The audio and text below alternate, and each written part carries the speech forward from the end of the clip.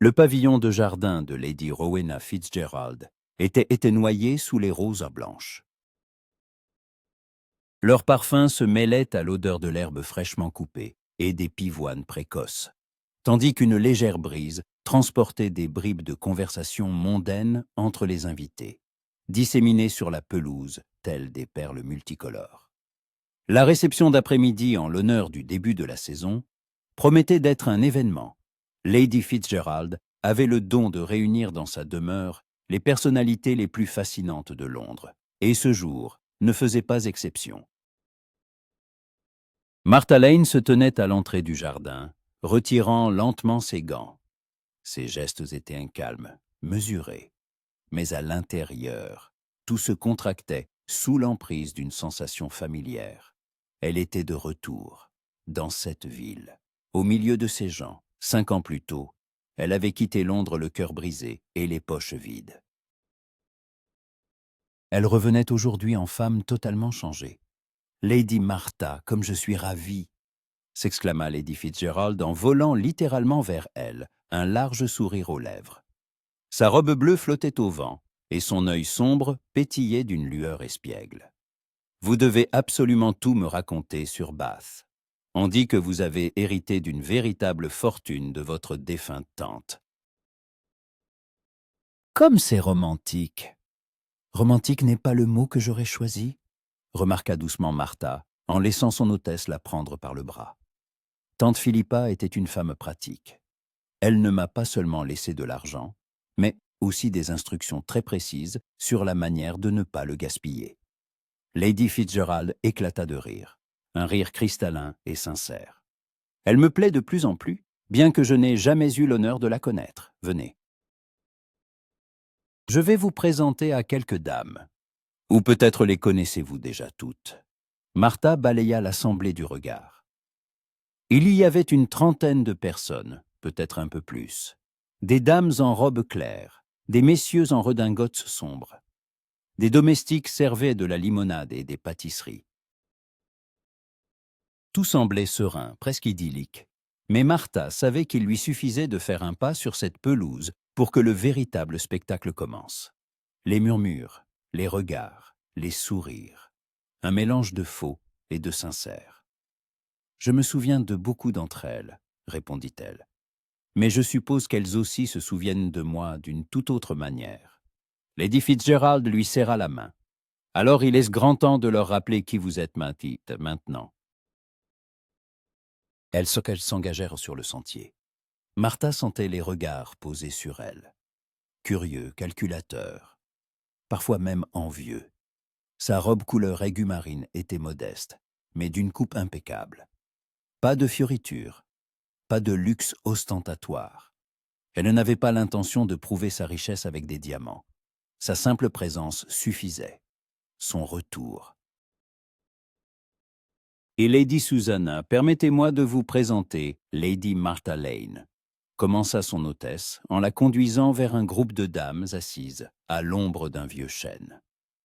Lady Susanna Graves était l'une de ces femmes dont l'influence dans la société se mesurait moins à son titre qu'à son réseau et à son habileté à manipuler l'opinion.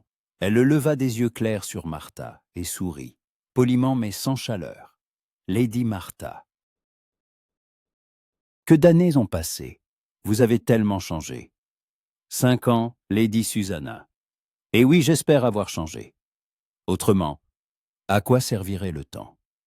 Le sourire de Lady Susanna s'anima légèrement. Quelle philosophie! Comptez-vous rester longtemps à Londres?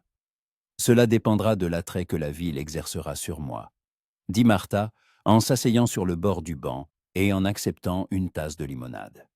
J'avais oublié à quel point elle pouvait être bruyante. Et ennuyeuse, intervint une jeune femme aux boucles rousses.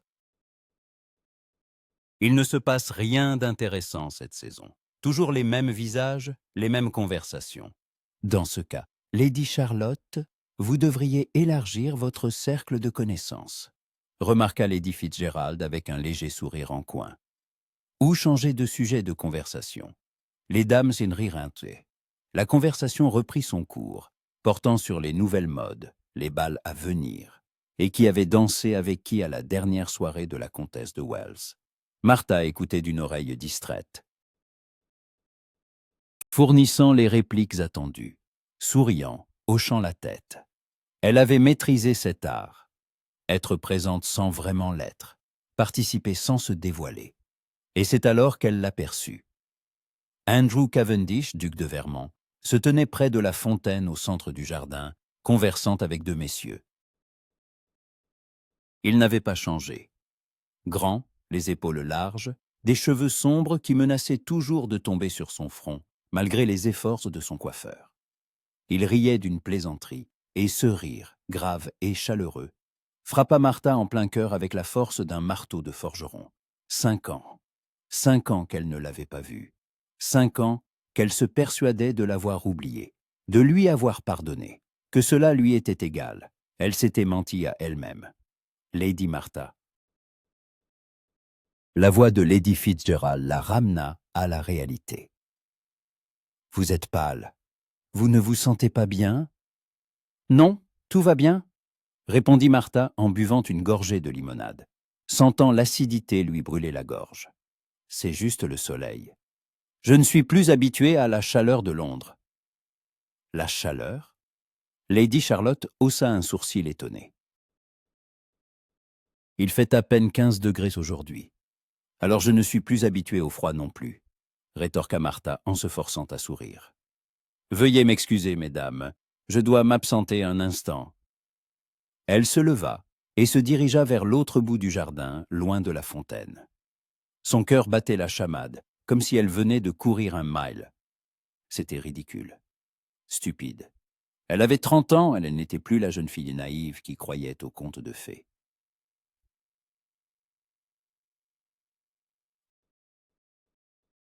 La voix résonna tout près, et Martha se figea. Elle se retourna lentement. Andrew se tenait à quelques pas d'elle, les mains dans les poches. Un léger sourire jouait sur ses lèvres, celui-là même dont elle se souvenait trop bien, celui qui, autrefois, lui avait fait perdre la tête. « Votre grâce, » dit-elle d'un ton neutre, en faisant une légère révérence. « Quelle surprise !» Une surprise ? Il s'approcha d'un pas. « Lady Martha, tout Londres parle de votre retour. » « J'aurais été aveugle pour ne pas vous remarquer ici.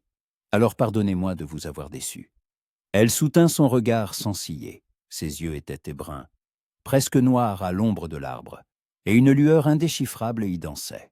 « Je ne pensais pas que ma présence serait un événement pour vous. »« Elle ne l'est pas, » répondit-il, et son sourire se fit un peu plus froid. « C'est simplement la politesse qui exige de saluer une vieille connaissance. Une vieille connaissance. » Voilà comment il l'appelait désormais. « La politesse ?» répéta Martha. « Bien sûr. Alors permettez-moi d'être poli à mon tour. Comment se porte votre épouse ?» Quelque chose tressaillit sur son visage, une fraction de seconde. Mais elle le vit. « Je ne suis pas marié. » Martha cligna des yeux. C'était inattendu. 5 ans plus tôt, lorsqu'il lui avait expliqué pourquoi ils ne pouvaient être ensemble, l'argument principal avait été la nécessité d'un mariage avantageux. Sa famille était au bord de la ruine, et il lui fallait une épouse dotée. Martha, elle, n'avait rien à offrir que son amour et un héritage ridiculement modeste. « Pas mariée ?» répéta-t-elle lentement. « Intéressant. » Qu'est-ce qui te vous intéresse, au juste ? Le fait que vous soyez toujours célibataire. N'est-ce pas mal vu dans la haute société ? Un duc de 35 ans sans héritier, c'est presque un scandale. Il eut un petit rire sans joie. 36.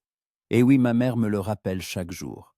Mais je préfère choisir ma partenaire avec soin, plutôt que de me jeter sur la première riche héritière venue. Une pique pure et affûtée. Martha sentit la colère monter dans sa poitrine. Quelle noble position! Dommage que vous n'ayez pas été aussi scrupuleux il y a 5 ans. Son visage se durcit.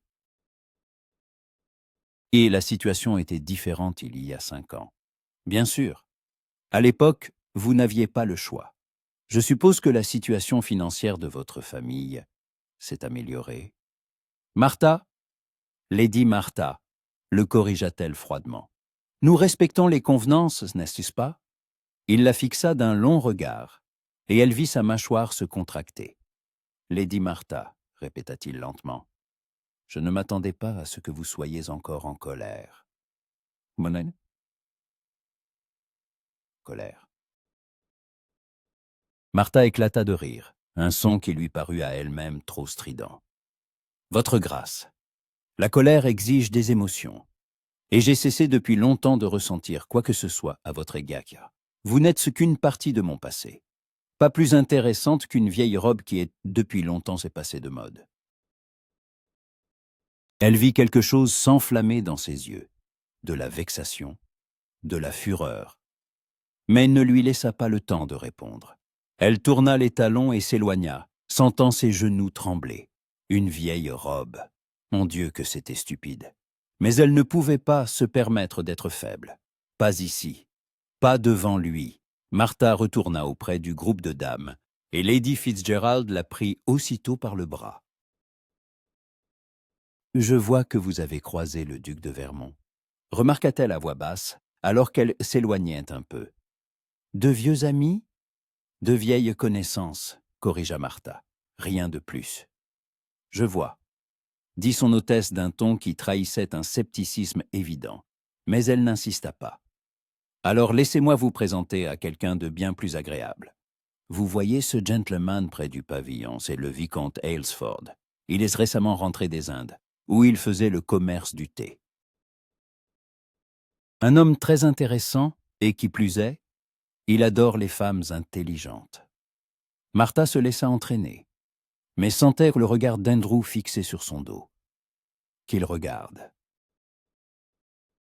Qu'il voit qu'elle n'était plus la jeune fille timide qui pleurait dans ses bras en le suppliant de lui donner une chance. Le vicomte Aylesford s'avéra être un homme d'âge mûr, aux traits agréables et au sourire bienveillant. Il était en effet un interlocuteur passionnant, racontant ses voyages avec vivacité et humour, sans chercher à paraître plus important qu'il ne l'était. Martha l'écoutait d'une oreille distraite, posant des questions de temps à autre, et sentit peu à peu la tension se relâcher. « Lady Martha, êtes-vous déjà allée à Bath ?» demanda le vicomte, alors qu'il passait des Indes aux villes anglaises. « J'ai entendu dire que vous y aviez passé ces dernières années. »« Oui, je vivais chez ma tante. Bath est une ville charmante, bien qu'un peu tranquille pour une jeune femme. Mais bénéfique pour la santé, remarqua-t-il avec un sourire. On dit que les eaux y font des miracles. Ma tante y croyait.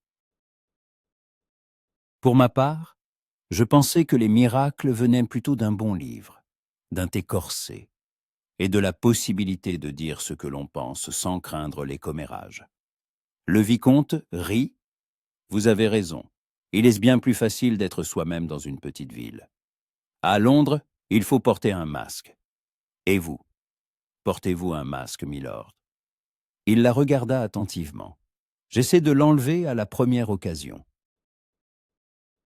Mais ce n'est pas toujours approprié. Je vous comprends mieux que vous ne le pensez.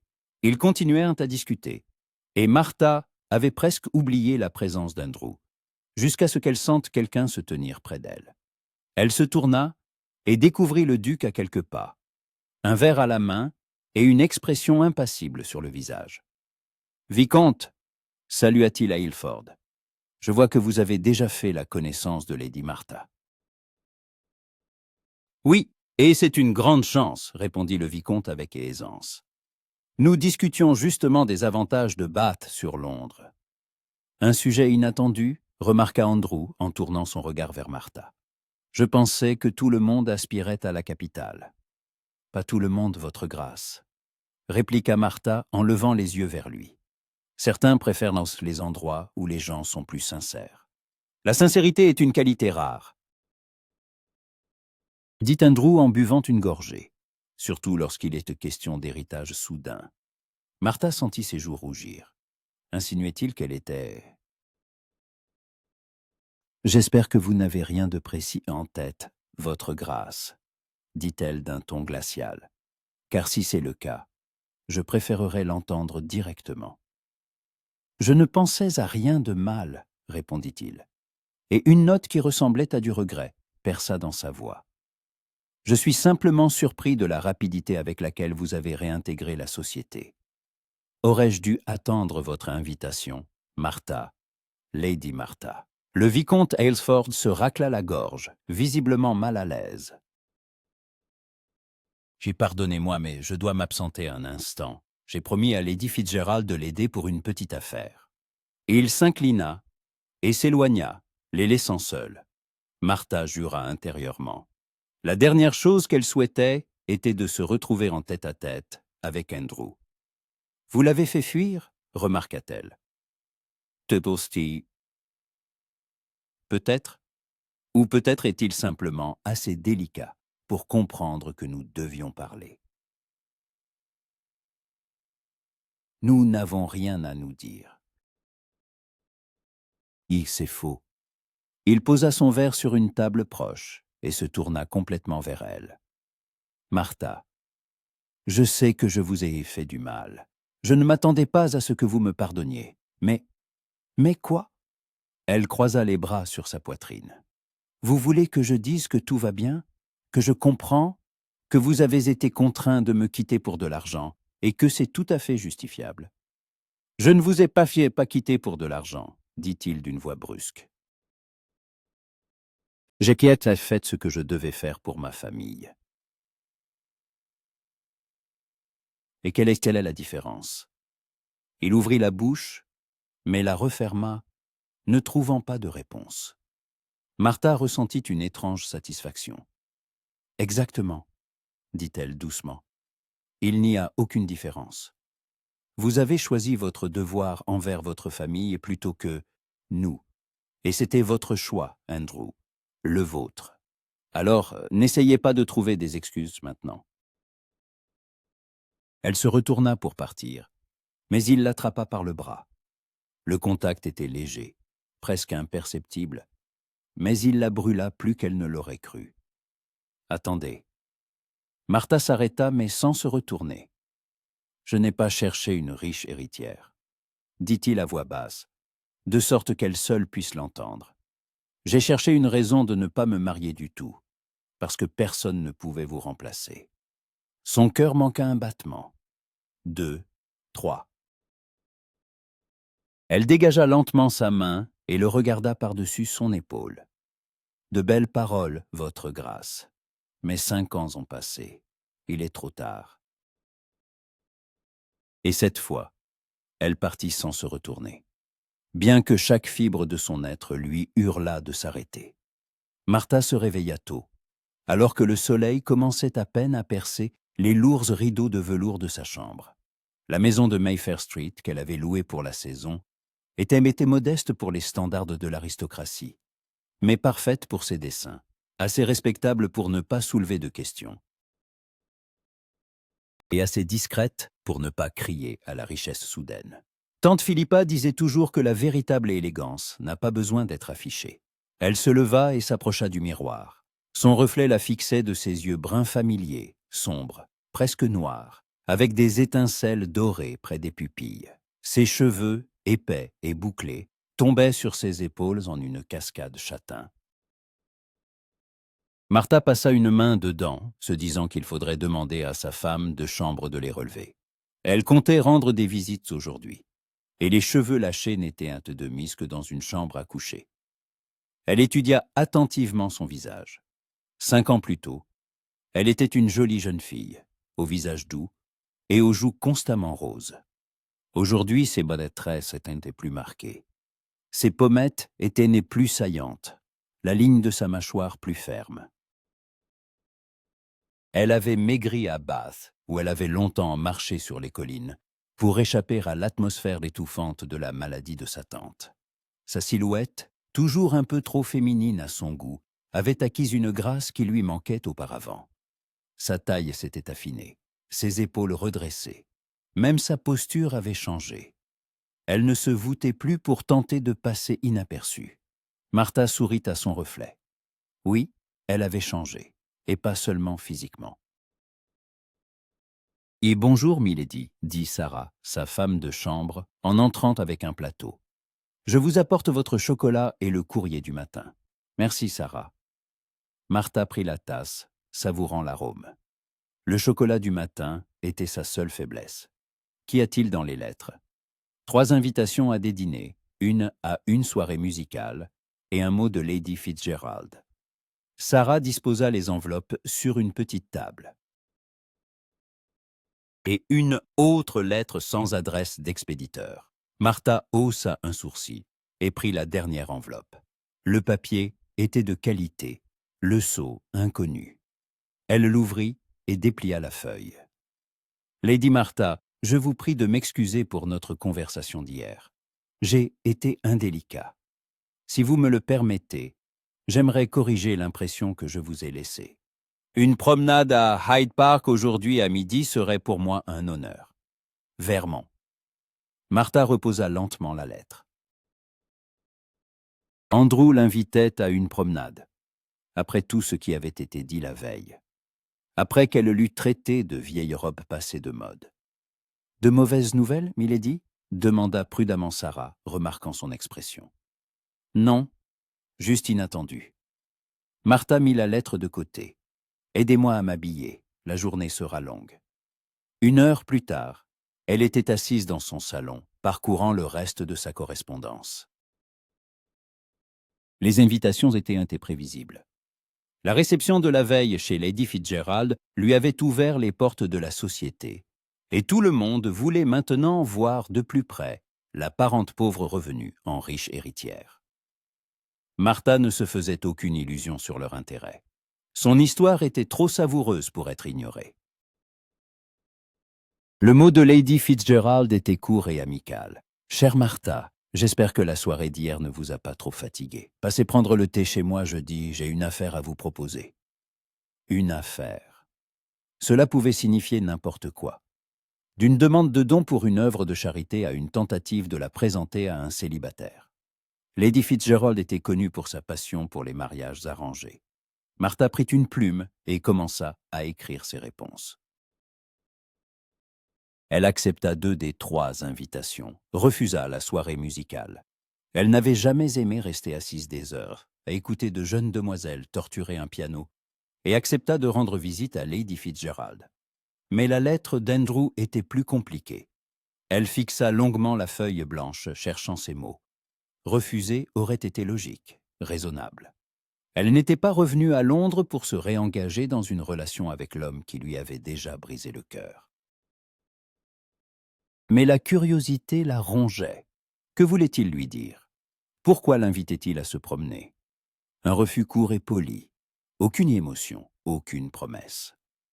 Elle scella la lettre et la confia à Sarah pour l'envoi, puis retourna à ses occupations.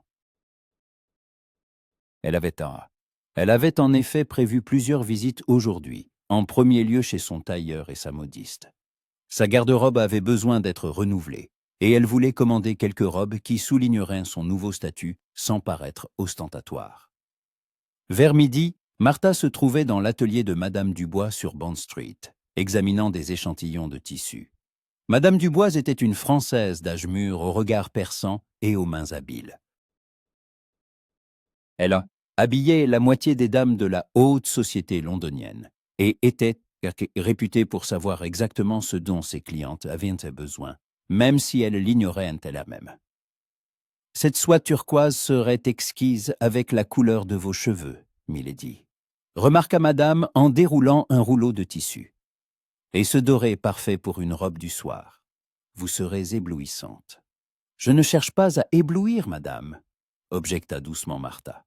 « Je recherche l'élégance, pas l'éclat. » « L'élégance et l'éclat ne s'excluent pas mutuellement, » dit Madame Dubois en plissant les yeux, la jaugeant d'un regard expert. « Vous avez une silhouette magnifique, milady. Pourquoi la cacher? Je n'ai pas l'intention de la cacher. Je ne veux simplement pas avoir l'air d'une... » Martha s'interrompit, cherchant ses mots. « D'une parvenue ?» Madame sourit. « Je comprends. Vous voulez qu'il voie la dame, pas l'argent, c'est intelligent. C'était exactement ce que Martha voulait dire.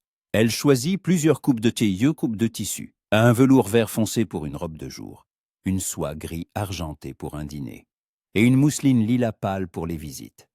Rien de criard, rien de vulgaire. Lorsqu'elle quitta l'atelier, il était déjà plus de 13 heures. La rue était bondée. Des dames avec leurs chaperons, des gentlemen à cheval, des calèches se passant avec le doux cliquetis de leurs roues sur les pavés.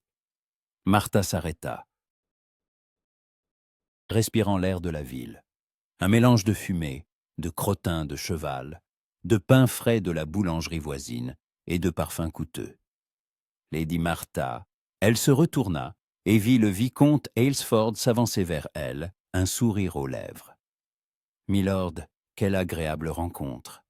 dit-elle en répondant à son salut par un léger signe de tête. Et agréable et, j'ose l'espérer, pas tout à fait fortuite. Il s'approcha et Martha remarqua qu'il tenait un petit paquet. « J'étais justement chez le libraire et j'ai pensé à vous. »« À moi ?» Elle haussa un sourcil surprise. « Vous avez mentionné que vous aimiez lire, et je me suis souvenu d'un livre que j'ai acquis récemment, des carnets de voyage sur la Birmanie. L'auteur décrit les coutumes locales avec un tel humour que j'en ai ri aux larmes. J'ai pensé que cela pourrait vous plaire. » Il lui tendit le paquet, et Martha, un peu déconcertée, l'accepta. « Milord, c'est bien trop généreux. Quelle sottise. Je l'ai déjà lu 2 fois. Et un bon livre se doit de voyager, ne trouvez-vous pas ?» Martha ne put s'empêcher de sourire. « En effet, je vous remercie, vicomte. C'est très aimable à vous. Puis-je vous raccompagner ?» demanda-t-il en désignant sa calèche garée non loin. « Où vous rendez-vous ?»« Je rentre chez moi, » répondit Martha. « Mais je ne voudrais pas vous importuner. Ce n'est aucunement un problème. C'est sur mon chemin. » Elle savait que c'était probablement faux, mais elle accepta sa proposition. Le vicomte était un compagnon agréable, et elle se sentait à l'aise avec lui, sans la tension qui naissait en présence d'eux. Elle coupa court à cette pensée, ne lui laissant pas le temps de se former.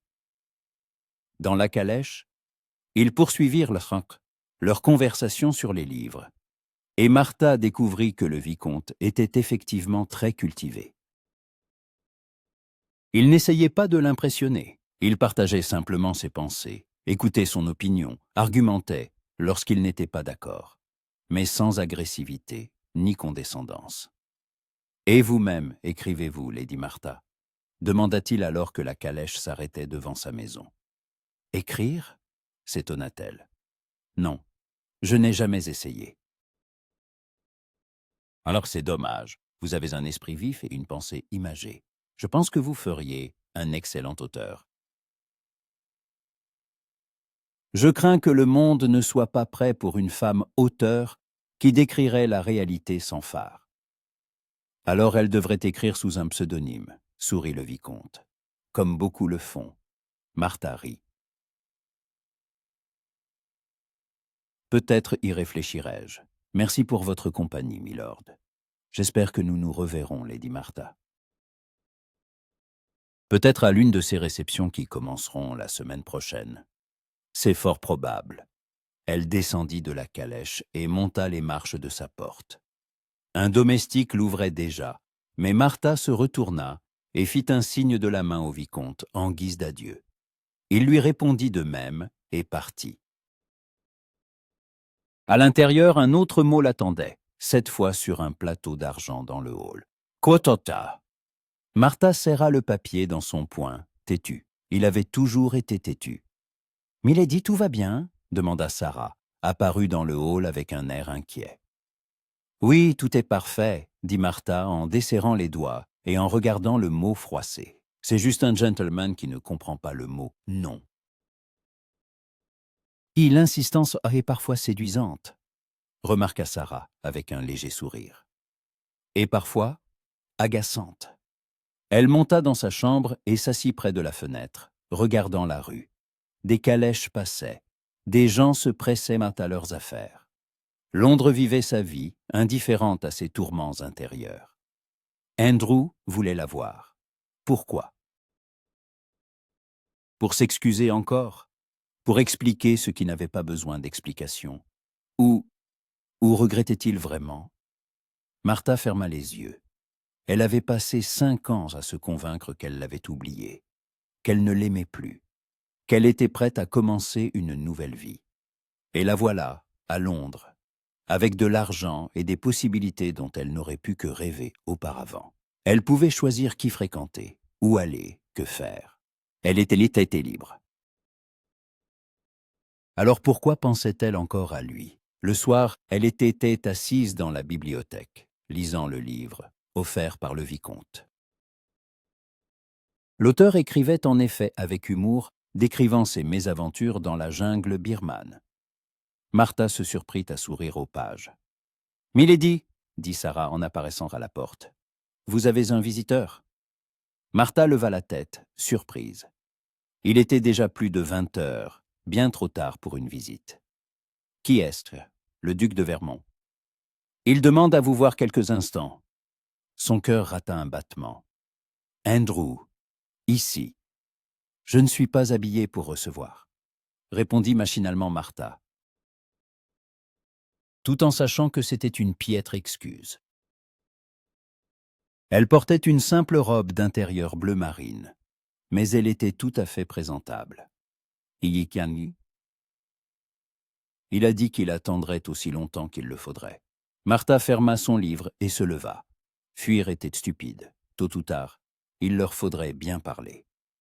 Conduisez-le au petit salon. Je descends dans 5 minutes. Elle monta dans sa chambre, vérifia rapidement sa coiffure et se pinça les joues pour leur donner de la couleur. Une stupide habitude de jeunesse. Puis elle se reprit. Quelle importance avait son apparence? Ce n'était pas un rendez-vous. C'était juste une conversation. Quand elle entra dans le petit salon, Andrew se tenait près de la fenêtre, regardant la rue. Il portait un habit de soirée, sombre et strict, qui mettait en valeur ses larges épaules et sa haute taille. En entendant ses pas, il se retourna. « Lady Martha, je vous remercie de me recevoir. » Avais-je le choix? Elle ferma la porte, la laissant légèrement entr'ouverte. Les convenances exigeaient la présence d'un chaperon, mais Martha prit le risque. Elle était assez grande pour parler à un homme en privé. « On a toujours le choix, » dit-il en s'approchant. « Vous auriez pu ne pas m'ouvrir et me faire une réputation de personne mal élevée? Non, merci. » Un léger sourire effleura ses lèvres. « Vous avez changé, Martha. Vous êtes devenue plus piquante. La vie me l'a appris. » Elle s'assit dans un fauteuil près de la cheminée, lui désignant celui d'en face. « Asseyez-vous, votre grâce. Dites-moi pourquoi vous êtes venu. » Il ne s'assit pas. Au lieu de cela, il arpenta la pièce, comme s'il cherchait ses mots. « Je voulais m'expliquer. Vous avez déjà essayé hier. » « Non, hier j'étais trop abasourdi pour dire ce que je voulais vraiment dire. » Martha croisa les bras.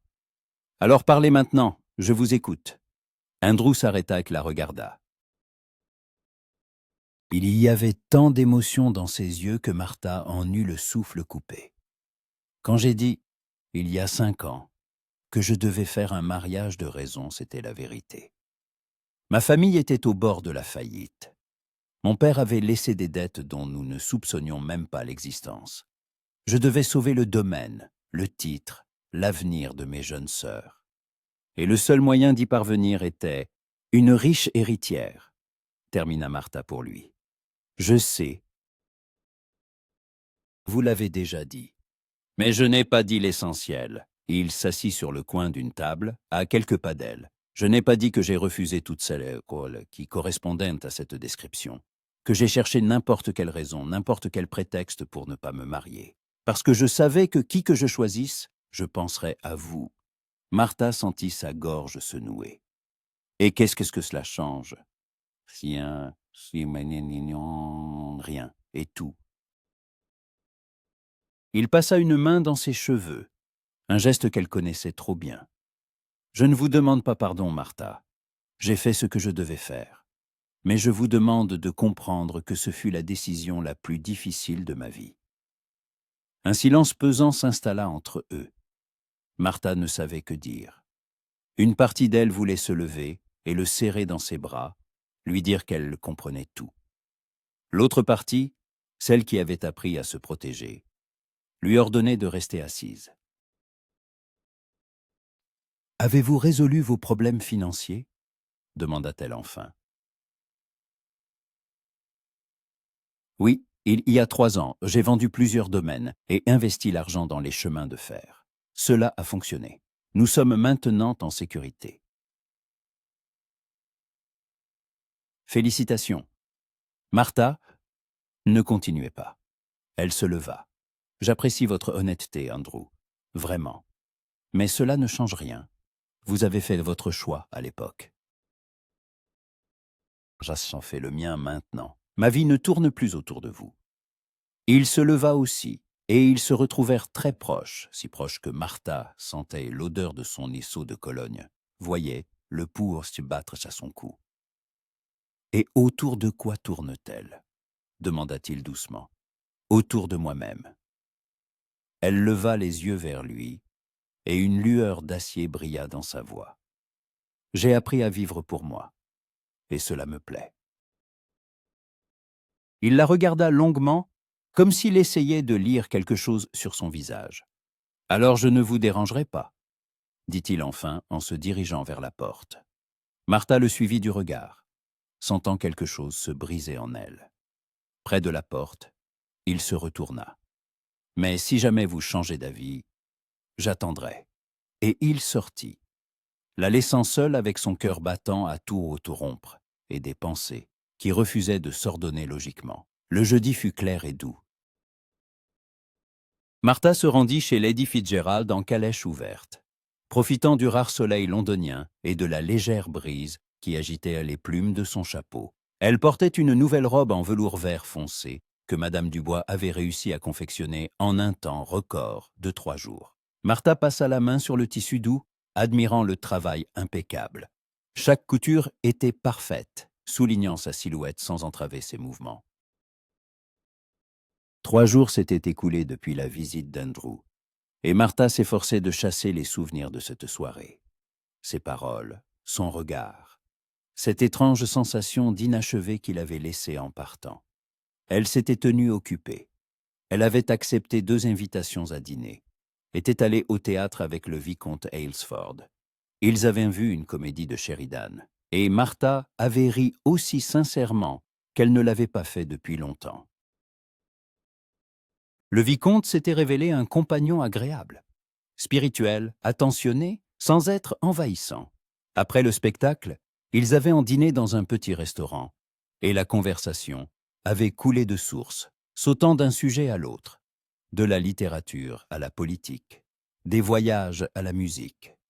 Martha se surprit à penser qu'elle pourrait s'attacher à cet homme.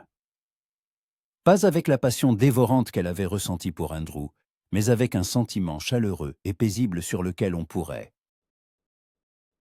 peut-être construire une vie heureuse. Peut-être. La maison de Lady Fitzgerald l'accueillit avec son bourdonnement habituel de voix. L'hôtesse ne recevait jamais ses invités un par un, préférant créer une atmosphère vivante et animée.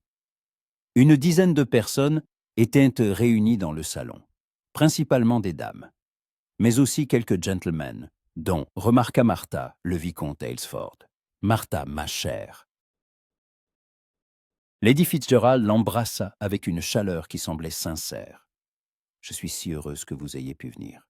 Entrez, entrez, le thé s'est déjà servi. » Elle conduisit Martha dans le salon où celle-ci échangea des salutations avec les autres invités. Le vicomte s'inclina avec un sourire, lui indiquant une place libre à côté de lui sur le canapé. « Lady Martha, quelle chance. Nous discutions justement de votre sujet de prédilection. » Vraiment. « Les voyages en Birmanie ?» demanda-t-elle avec une légère ironie en s'asseyant. « Non, encore mieux. Les livres. Lady Catherine soutient que la littérature moderne a perdu toute morale et toute décence. Lady Catherine Winthrop, une dame âgée au regard perçant et à la langue encore plus acérée, renifla. Je ne le soutiens pas, je le constate. Ces romans à la mode sur les passions et les vices ne sont qu'une corruption pour les jeunes esprits. Mais la littérature ne doit-elle pas refléter la vie? Remarqua Martha en acceptant une tasse de thé d'un domestique. Et la vie, hélas, n'est pas faite que de vertu. Refléter, oui, mais pas se complaire, rétorqua Lady Catherine. Il y a une différence entre la vérité et la vulgarité. D'accord, mais qui décide où se situe cette frontière? Le bon sens et l'éducation, trancha la dame. Le vicomte rit doucement en se penchant vers Martha. Et vous vous êtes lancé dans un débat avec la conservatrice la plus inflexible de Londres. Une stratégie audacieuse ou stupide, murmura Martha en retour, mais des étincelles joyeuses dansaient dans ses yeux. La conversation se poursuivit, abordant divers sujets. Martha y participait d'une oreille distraite, intervenant de temps à autre, mais observant surtout les gens. Elle remarqua un échange de regards entre Lady Fitzgerald et le vicomte, un regard rapide et complice, qui n'échappa pas à son attention. Quelque chose se tramait. Quelque chose qu'elle ignorait. Lorsque les autres invités se dispersèrent dans d'autres pièces, certains pour admirer un nouveau tableau dans la salle à manger, d'autres pour sortir dans le jardin, Lady Fitzgerald s'assit près de Martha et du vicomte. « J'espère que vous me pardonnerez cette petite ruse » commença-t-elle avec un sourire conspirateur. « Je ne vous ai pas invités tous les deux simplement pour le thé. » Martha haussa un sourcil. Intrigant. « Dans une semaine, j'organise un dîner. Un petit comité, une vingtaine de personnes. Et j'ai besoin d'aide. »« De quelle nature ?» demanda prudemment le vicomte. « Voyez-vous, parmi les invités, il y aura plusieurs diplomates étrangers. Des Français, des Allemands, un monsieur d'Autriche. Ils parlent tous anglais. Mais vous savez comment c'est. La barrière de la langue crée une certaine gêne. J'ai besoin de personnes qui pourraient arrondir les angles, faire parler les invités, créer une atmosphère. » Elle les regarda tour à tour. « Vous êtes tous deux très instruits. Vous avez beaucoup voyagé. Vous savez soutenir une conversation sur n'importe quel sujet. Vous me seriez d'une grande aide. » Martha sourit. C'était donc ça. Lady Fitzgerald était connue pour ses réceptions ambitieuses, et la présence de diplomates signifiait qu'elle voulait faire forte impression. « Je suis flatté, mais je ne suis pas sûre d'être faite pour la diplomatie. »« Vous vous sous-estimez, » objecta son hôtesse. « De plus, ce sera intéressant. Le monsieur autrichien, par exemple, le baron von Stein, s'occupe d'archéologie. Il revient d'Égypte et a rapporté des histoires incroyables. » L'archéologie, s'anima le vicomte. C'est en effet passionnant. J'ai moi-même visité des fouilles en Inde, des temples anciens, des ruines de cités. Un spectacle étonnant. Vous voyez. Lady Fitzgerald regarda Martha d'un air triomphant. Vous avez déjà trouvé un sujet commun. Alors, vous acceptez? Martha réfléchit un instant. Un dîner avec des diplomates, des gens intelligents, intéressants. Oui, cela semblait attrayant. Bien plus attrayant qu'un énième bal, où elle serait forcée de sourire à des visages ennuyeux et de repousser les questions sur son héritage. J'accepte, à condition que vous n'essayiez pas de me placer à côté d'un vieil homme ennuyeux qui passera la soirée à me raconter ses trophées de chasse. Lady Fitzgerald rit. Promis, vous serez assise entre le baron von Stein et... Elle lança un regard significatif au vicomte et un autre gentleman très agréable. Le vicomte sourit, mais ne dit rien. Martha rentra chez elle d'excellente humeur. La soirée promettait d'être intéressante. Et elle passait déjà mentalement en revue ses robes, se demandant laquelle choisir. La soie gris argenté, ou peut-être commander quelque chose de nouveau. Une lettre l'attendait à la maison, cette fois non pas d'Andrew, mais de sa cousine Julia, qui vivait à Bath. Julia écrivait rarement et généralement pour des raisons pratiques. Alors Martha ouvrit l'enveloppe avec curiosité. Tjotmoas. Martha reposa lentement la lettre. Des ragots. Bien sûr. Elle aurait été naïve de penser que son retour passerait inaperçu. La parente pauvre partit en larmes et est revenue avec de l'argent. Une cible parfaite pour les médisances. Chasser un titre. Martha eut un petit rire. S'il savait à quel point les titres l'intéressaient un peu. Elle voyait ce qui se cachait derrière. Des dettes, des obligations, la nécessité de maintenir une façade alors que le fond manquait. Mais les gens croient en ce qu'ils veulent te croire. Les jours suivants se passèrent à préparer le dîner de Lady Fitzgerald. Martha commanda une nouvelle robe, cette fois en soie lilas, avec une fine broderie de fil d'argent. Madame Dubois se mit au travail avec enthousiasme, promettant de créer quelque chose d'exceptionnel. Et Martha lisait. Sur l'Égypte, l'archéologie, les dernières découvertes sous ce domaine. Si elle devait converser avec le baron von Stein, elle voulait le faire d'égal à égal, et non hocher la tête en feignant l'intérêt. Le samedi matin, 2 jours avant le dîner, elle se promenait à Hyde Park. Le temps était couvert, mais la pluie ne menaçait pas. Et Martha décida de profiter de l'occasion pour se dégourdir les jambes. Elle marchait le long de la serpentine, observant les canards glisser sur l'odéo sombre, quand elle entendit une voix familière. « Lady Martha, quel plaisir de vous voir. » Elle se retourna et vit Andrew. Il était en tenue d'équitation, à côté d'un magnifique étalon noir. « Votre grâce ?» dit-elle en hochant la tête, s'efforçant de garder un ton indifférent, bien que son cœur ait traîtreusement accéléré son rythme. « Vous êtes seul ?» Il regarda autour de lui, comme s'il cherchait un chaperon ou une femme de chambre. « Je suis assez grande pour me promener sans accompagnement, » répondit Martha. « De plus, le parc est plein de monde. Il est peu probable que je coure un danger. Le danger peut prendre diverses formes, remarqua-t-il, et une note que Martha ne sut déchiffrer perça dans sa voix. Ils restèrent silencieux quelques secondes, se regardant. Martha fut la première à détourner les yeux. « Quel beau cheval !» dit-elle en désignant l'étalon. « Oui, je l'ai acquis récemment.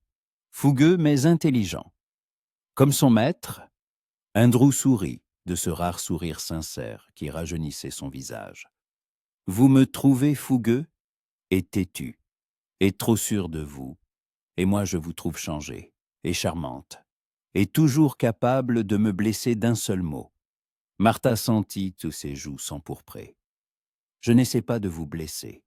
Je sais, ce qui rend la chose encore plus efficace. » Il s'approcha et l'étalon renifla, comme pour protester contre cet arrêt. Andrew lui caressa machinalement l'encolure, sans quitter Martha des yeux. « J'ai entendu dire que vous seriez au dîner de Lady Fitzgerald. »« Comment le savez-vous ?»« J'ai mes sources, sourit-il. Et puis, je suis également invité. » Martha se figea. Elle ne s'y attendait pas. Lady Fitzgerald n'avait pas mentionné qu'Andrew serait parmi les invités. « Je vois », fut tout ce qu'elle put dire. « Est-ce un problème ? » ?»« Pourquoi serait-ce un problème ? » ?»« Je ne sais pas. Vous avez l'air de trouver que c'en est un. » Martha se redressa, rassemblant toute sa dignité. « Vous surestimez votre influence sur ma vie, votre grâce. Que vous soyez là ou non m'est parfaitement égal. »« Vous mentez, » dit-il doucement. Et cette assurance dans sa voix l'exaspéra plus que tout. « Vous êtes arrogant. Et vous têtu. Alors nous sommes faits l'un pour l'autre. » Les mots lui échappèrent avant qu'elle n'ait pu y réfléchir. Et Martha le regretta aussitôt. Andrew se figea, la regardant avec une expression qui lui coupa le souffle.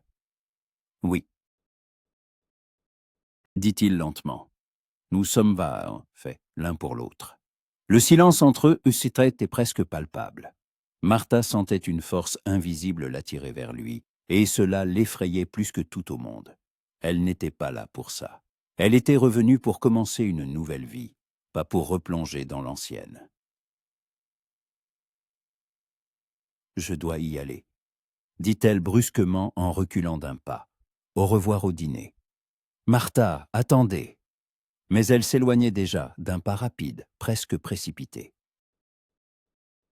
Elle ne se retourna pas, bien que chaque fibre de son être voulût le faire. Le soir du dîner arriva plus vite que Martha ne l'avait prévu. Elle se tenait devant le miroir, pendant que Sarah arrangeait les dernières mèches de ses cheveux. La nouvelle robe tombait parfaitement. La soie lilas glissait sur sa silhouette. La broderie d'argent brillait doucement à la lueur des bougies. Martha se reconnaissait à peine dans ce reflet. Une femme élégante et sûre d'elle la regardait depuis le miroir, si loin de la jeune fille qui avait quitté Londres 5 ans plus tôt. « Vous êtes magnifique, milady », remarqua doucement Sarah en reculant pour admirer le résultat. « Merci, Sarah. » Martha se tourna pour vérifier la chute de la robe dans son dos. « J'espère que cette soirée en vaudra la peine. » La maison de Lady Fitzgerald était inondée de lumière. Des bougies brûlaient dans chaque pièce, et un parfum de roses et de jasmin flottait dans l'air. Les invités se rassemblaient déjà dans le grand salon, et Martha reconnut quelques visages. Lady Susanna, le vicomte Aylesford, quelques gentlemen âgés qu'elle avait vus lors de réceptions précédentes. Et Andrew, il se tenait près de la cheminée, parlant à un homme grand à lunettes, probablement le baron von Stein.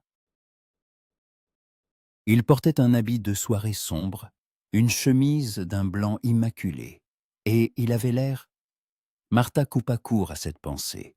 Peu importait son apparence. Lady Martha? Lady Fitzgerald apparut à ses côtés, rayonnante de plaisir.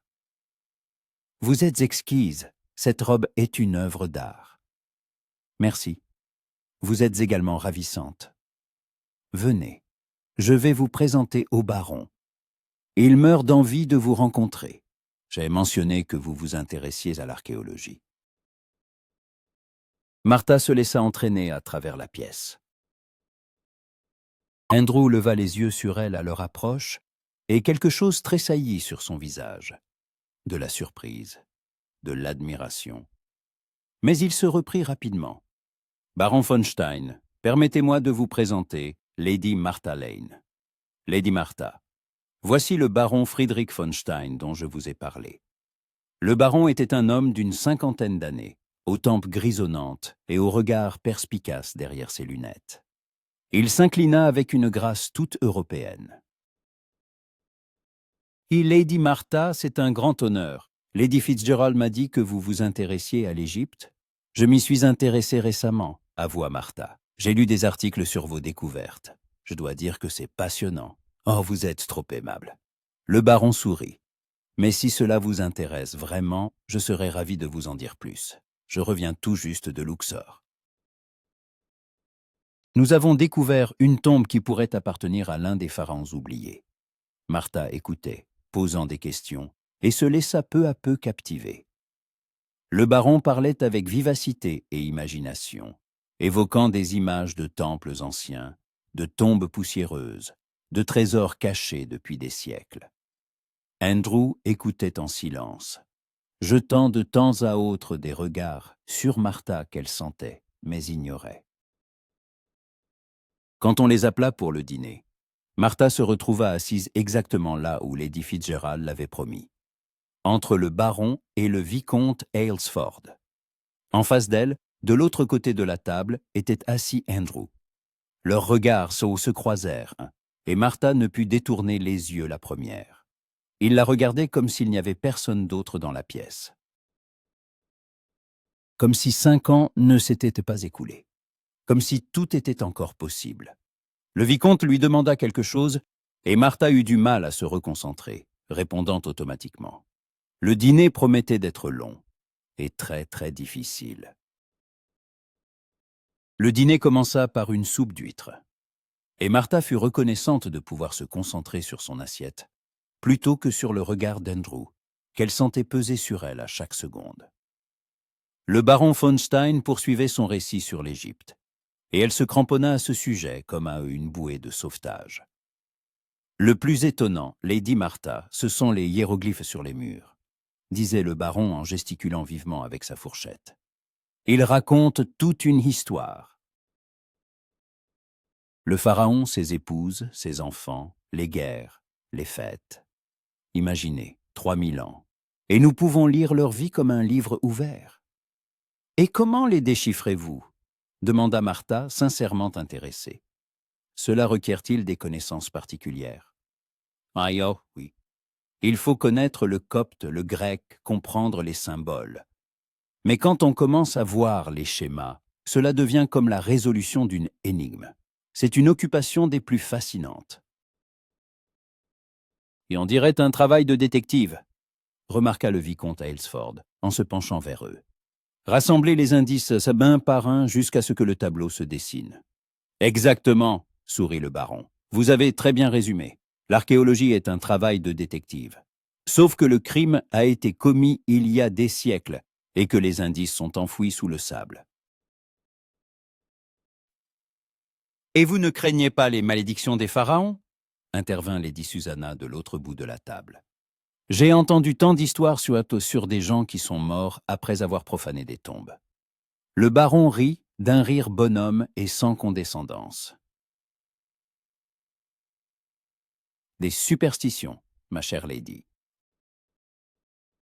La seule malédiction que j'ai rencontrée en Égypte, ce sont les moustiques et la dysenterie. Ils sont bien plus dangereux que les anciens esprits. Des rires fusèrent autour de la table. Martha sourit aussi, mais remarqua du coin de l'œil qu'Andrew ne riait pas. Il la regardait avec une expression impénétrable, faisant lentement tourner son verre de vin entre ses doigts. Lady Martha s'adressa soudain à elle, l'un des diplomates français, assis à quelques places de là. Est-il vrai que vous avez passé ces dernières années à Bath ? J'ai entendu dire que c'est une ville charmante. Oui, monsieur Dupont, Bath est en effet charmante, surtout si vous aimez le calme et une vie paisible. Et vous, aimez-vous cela ? Martha réfléchit un instant. J'ai appris à l'apprécier. Mais j'avoue que Londres me manquait. Il y a plus de vie ici. De vie ou de divertissement, intervint Andrew, et tous les regards se tournèrent vers lui. Martha leva lentement les yeux, croisant son regard. N'est-ce pas la même chose ?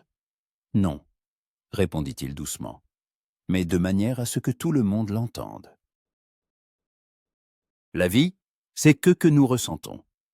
Les divertissements, c'est les que par quoi nous essayons d'étouffer nos sentiments. L'atmosphère à table s'alourdit. Plusieurs invités échangèrent des regards, saisissant le sous-entendu trop évident pour être ignoré. Y est-il une approche philosophique, votre grâce. Intervient Lady Fitzgerald, avec l'aisance d'une hôtesse habituée à désamorcer les moments gênants. Mais je suppose que les divertissements ont aussi leur valeur. Ils nous aident à nous reposer du poids de l'existence. Si l'existence semble pesante, peut-être faut-il s'interroger sur son contenu, rétorqua Andrew, sans quitter Martha des yeux. Et si le contenu ne peut être changé, demanda-t-elle, une lueur d'acier dans la voix. On peut toujours le changer.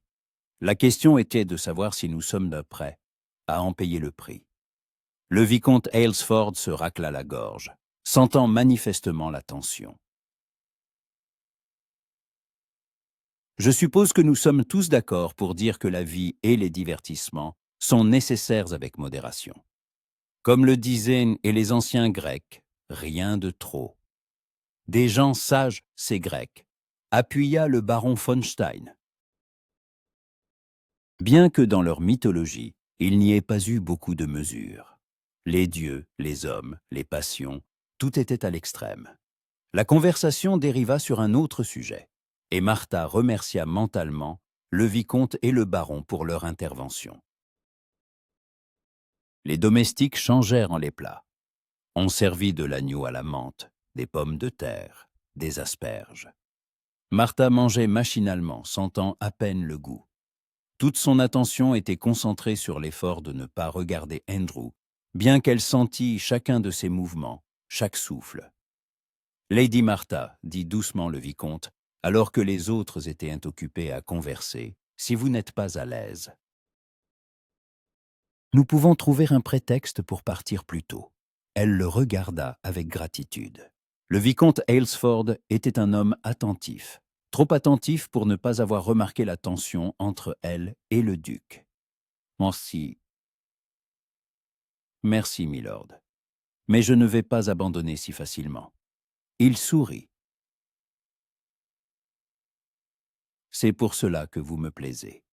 Vous avez une force de caractère qui manque à beaucoup de dames de ma connaissance. Ou je suis simplement têtu ?» Et l'entêtement étayait la force de caractère sous un autre nom. Martha rit, doucement, sincèrement, et sentit aussitôt le regard d'Andrew se faire encore plus lourd. Elle leva les yeux et vit qu'il serrait son verre si fort que ses jointures blanchissaient. La jalousie. Il était jaloux. Cette découverte fut à la fois satisfaisante et troublante. Une partie d'elle se réjouissait qu'il souffre comme elle avait souffert. L'autre partie, celle qui se souvenait encore de l'avoir aimé, se contractait de douleur. Le dîner dura une éternité.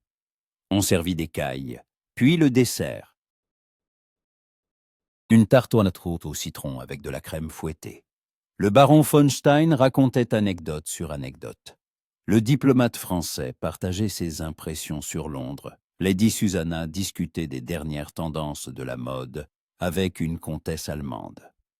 Martha participait aux conversations, riait au bon moment, posait des questions. Mais tout cela était mécanique.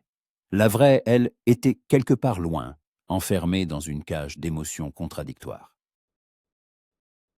Lorsque les dames se levèrent de table, laissant les gentlemen avec leurs portos et leurs cigares, Martha sentit qu'elle pouvait enfin respirer. Elles passèrent au salon de musique, où Lady Fitzgerald proposa du thé et des liqueurs. « Pardonnez-moi de vous avoir entraîné là-dedans, » dit doucement l'hôtesse en s'approchant de Martha, alors que les autres s'installaient. « Je ne savais pas qu'entre vous et le duc, il y avait eu quelque chose. »« Il n'y a rien eu, » répondit rapidement Martha. « C'est du passé. À en juger par la façon dont il vous a regardé toute la soirée, ce n'est pas tout à fait du passé pour lui. » Martha garda le silence. Que pouvait-elle dire? Qu'elle ne savait pas elle-même ce qu'elle ressentait, que son cœur était tiraillé entre le désir de pardonner et la nécessité de se protéger. « Le vicomte Aylesford est un homme bon, » poursuivit Lady Fitzgerald. « Honnête, aimable, fortuné. Il ferait un excellent parti. Vous essayez de me marier, Rowena? » Je dis simplement ce que je vois. Il n'est pas indifférent à votre égard. Et je pense que vous pourriez être heureuse avec lui. Elle pourrait. Ces mots résonnèrent dans la tête de Martha. Oui, elle pourrait être heureuse avec le vicomte. Mais le bonheur n'est pas la même chose que l'amour. Le bonheur, c'est la paix, le confort, le respect mutuel. L'amour, c'est le feu, la passion, une douleur aussi vive que la joie. « J'apprécie votre sollicitude, » dit Martha, « mais j'ai besoin de temps. » « Et le temps, c'est un luxe que nous ne pouvons pas toujours nous permettre ?» remarqua Lady Fitzgerald. Mais elle n'insista pas. Les gentlemen les rejoignirent une vingtaine de minutes plus tard. Martha vit Andrew entrer, balayer la pièce du regard jusqu'à la trouver. Elle se détourna, feignant d'être absorbée par une conversation avec la comtesse allemande sur l'opéra de Berlin. Mais lorsque le baron von Stein lui demanda de lui montrer la bibliothèque, Lady Fitzgerald avait mentionné qu'elle possédait des livres rares sur l'Égypte, et qu'ils sortirent dans le couloir. Martha découvrit qu'Andrew les suivait. « Votre grâce souhaite se joindre à nous », s'enquit poliment le baron. « Si vous le permettez, » acquiesça Andrew. « Je m'intéresse également aux civilisations anciennes. » Martha serra les dents, mais ne dit rien. Ils traversèrent un long couloir, passant devant les portraits des ancêtres de Lady Fitzgerald, des statues dans des niches, jusqu'à la bibliothèque dans l'aile éloignée de la maison. La pièce était grande, avec de hauts plafonds et des étagères du sol au plafond. Elle sentait le vieux papier, le cuir des reliures et la cire des bougies. Le baron se dirigea immédiatement vers l'une des étagères, marmonnant quelque chose en allemand, et Martha se retrouva seule avec Andrew. Le silence était assourdissant. « Tu m'évites, » dit-il enfin. « Je ne vous évite pas. Je ne vois simplement pas l'intérêt de converser. » Martha, regarde-moi. Elle se tourna lentement, croisant son regard. Dans la pénombre de la bibliothèque, éclairée seulement par quelques bougies, son visage semblait plus doux, plus vulnérable. « Que veux-tu de moi, Drew ? Je ne sais pas, » répondit-il honnêtement. « Le pardon, la compréhension, une chance. Une chance pour quoi ? Pour tout réparer. » Martha rit, un rire bas et amer. « Tu ne peux pas réparer le passé. Personne ne le peut. Mais je peux changer l'avenir. Mon avenir ne t'inclut pas. » Il s'approcha et elle recula instinctivement jusqu'à ce que son dos heurte une bibliothèque. « En es-tu si sûre ? » ?»« Oui, » souffla-t-elle, mais sa voix tremblait traîtreusement. « Tu mens. » Il était tout près maintenant, si près qu'elle sentait la chaleur de son corps. « Tu ressens la même chose que moi. Je le vois dans tes yeux, je l'entends dans ta voix. Tu peux faire semblant autant que tu veux, Martha, mais je te connais. Tu me connaissais ? Il y a 5 ans. J'ai changé. » « Tu as changé, consentit-il. Tu es devenue plus forte, plus sûre de toi. Mais tes yeux sont restés les mêmes, et la façon dont tu me regardes. » « Je ne te regarde d'aucune façon. Si tu me regardes. » Sa main se leva, frôlant presque sa joue, mais s'arrêta en l'air. « Laisse-moi essayer. Donne-moi une chance de prouver que j'ai changé. Que maintenant, tout sera différent. » Martha sentait son cœur battre si fort qu'il était prêt à s'échapper de sa poitrine. Elle voulait reculer, mais n'avait nulle part où aller. Elle voulait crier qu'il était trop tard, qu'il avait perdu son droit. Mais les mots restaient coincés dans sa gorge. « Trouvez !» La voix du baron brisa l'instant comme un coup de tonnerre. Il apparut de derrière une étagère, un livre à la main, rayonnant de joie. « Regardez, c'est la première édition de la Bginau Quote d'Os. Un exemplaire rarissime. » Andrew recula et Martha put respirer. Elle s'éloigna rapidement de la bibliothèque, essayant de calmer sa respiration.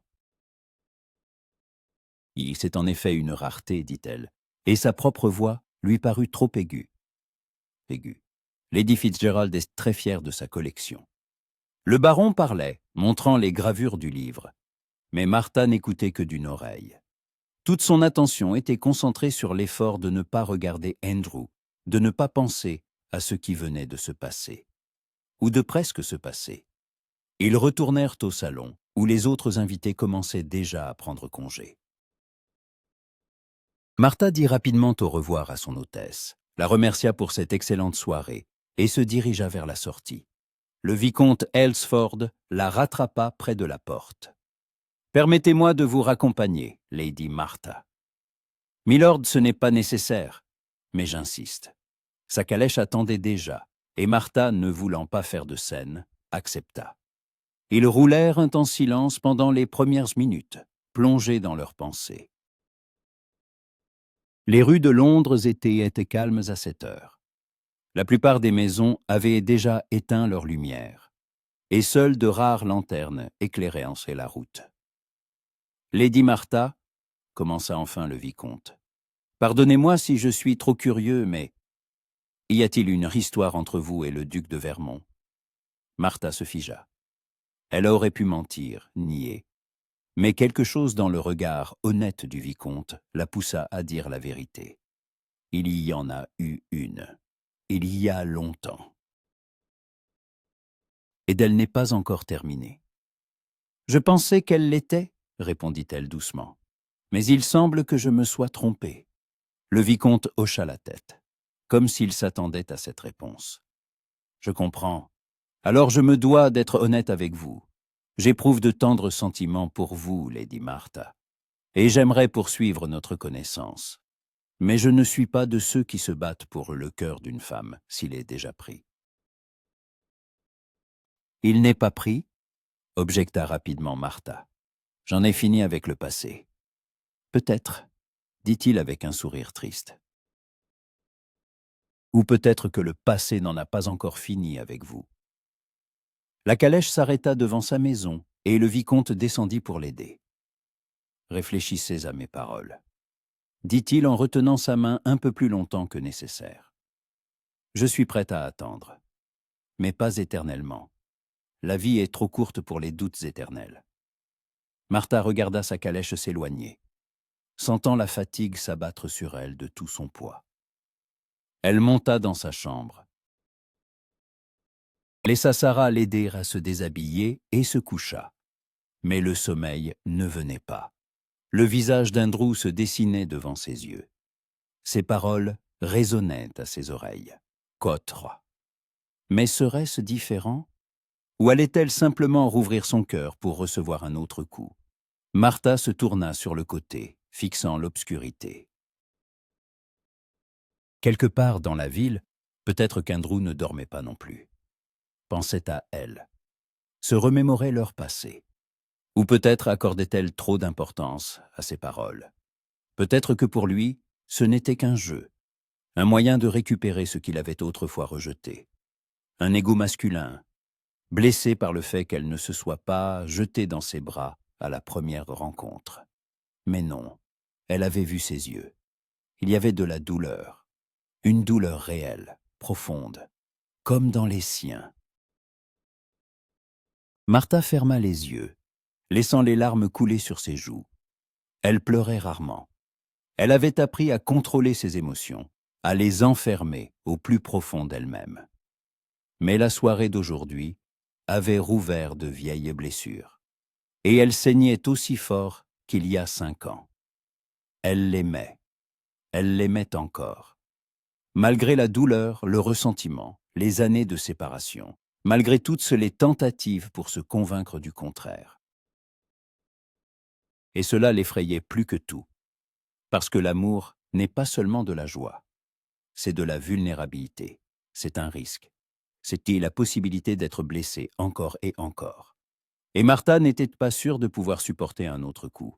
Le matin la trouva pâle et fatiguée. Sarah apporta le chocolat et le courrier, mais Martha toucha à peine à sa tasse. Parmi les lettres, il y en avait une sans adresse d'expéditeur. Elle savait déjà de qui elle venait. Qu'autre en somme, Martha relut la lettre encore et encore, jusqu'à ce que les mots se brouillent devant ses yeux. Un choix. Il lui donnait le choix. Venir ou ne pas venir. Ouvrir son cœur ou le verrouiller pour toujours. Prendre le risque ou rester en sécurité.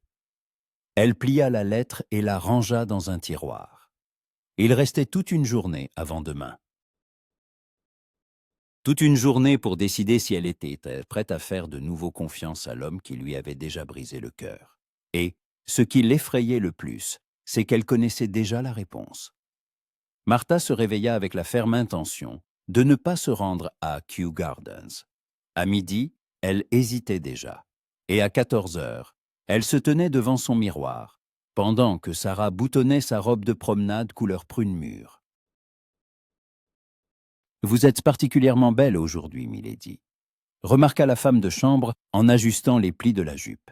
« Cette teinte fait ressortir vos yeux. » Martha examina son reflet. Ses cheveux châtains étaient relevés en un chignon haut, dégageant son cou et la ligne de ses épaules. Quelques boucles encadraient en son visage, adoucissant les traits plus marqués qui ont apparu ces dernières années. Elle passa ses doigts sur ses pommettes. Elles étaient en effet plus saillantes, donnant à son visage un air plus aristocratique. Tante Philippa disait que la vraie carrée beauté venait avec l'âge, lorsque le caractère commençait à se manifester sur le visage. Martha n'était pas sûre que ce soit un compliment, mais elle devait admettre que la jeune fille qui la regardait dans le miroir 5 ans plus tôt avait disparu. Une femme se tenait à sa place. Merci, Sarah. Elle mit un chapeau orné d'une petite voilette, juste assez pour lui donner un air mystérieux sans cacher son visage. Je serai de retour pour le dîner. La calèche la déposa aux portes de Kew Gardens en 20 minutes. Martha descendit et remonta lentement l'allée principale, bordée de hauts dames platanes. La journée était ensoleillée mais fraîche, un printemps anglais typique où le temps changeait d'heure en heure. Il y avait peu de visiteurs. Quelques couples se promenaient au loin, des dames avec des enfants nourrissaient les cygnes près de l'étang. Un gentleman âgé était assis sur un banc avec un livre. Andrew l'attendait près de la serbe à son palmier. Il se tenait là, les mains dans les poches, regardant les hautes coupoles de verre. En entendant ses pas, il se retourna et son visage s'illumina, non pas d'un sourire, mais de quelque chose de plus grand. Un soulagement, un espoir. « Es-tu is venu » dit-il simplement. « Je suis venu » répéta Martha en s'arrêtant à quelques pas. « Mais cela ne signifie pas. Je sais. » Il s'approcha mais n'essaya pas de lui prendre la main. « Merci de me donner une chance. » Ils restèrent silencieux quelques secondes, se regardant simplement. Martha vit les cernes sous ses yeux, les nouvelles rides au coin de sa bouche. Il n'avait pas dormi non plus, comprit-elle. Il avait souffert aussi. « Allons-y, proposa-t-il en désignant un sentier qui s'enfonçait dans les jardins. Il y a un jardin japonais, un endroit très calme. Martha acquiesça et ils marchèrent côte à côte en gardant une distance respectable. Au début, aucun n'osa parler. Martha écoutait le crissement du gravier sous ses pieds, le chant des oiseaux, le bruissement des feuilles au-dessus de sa tête. Tout cela semblait irréel.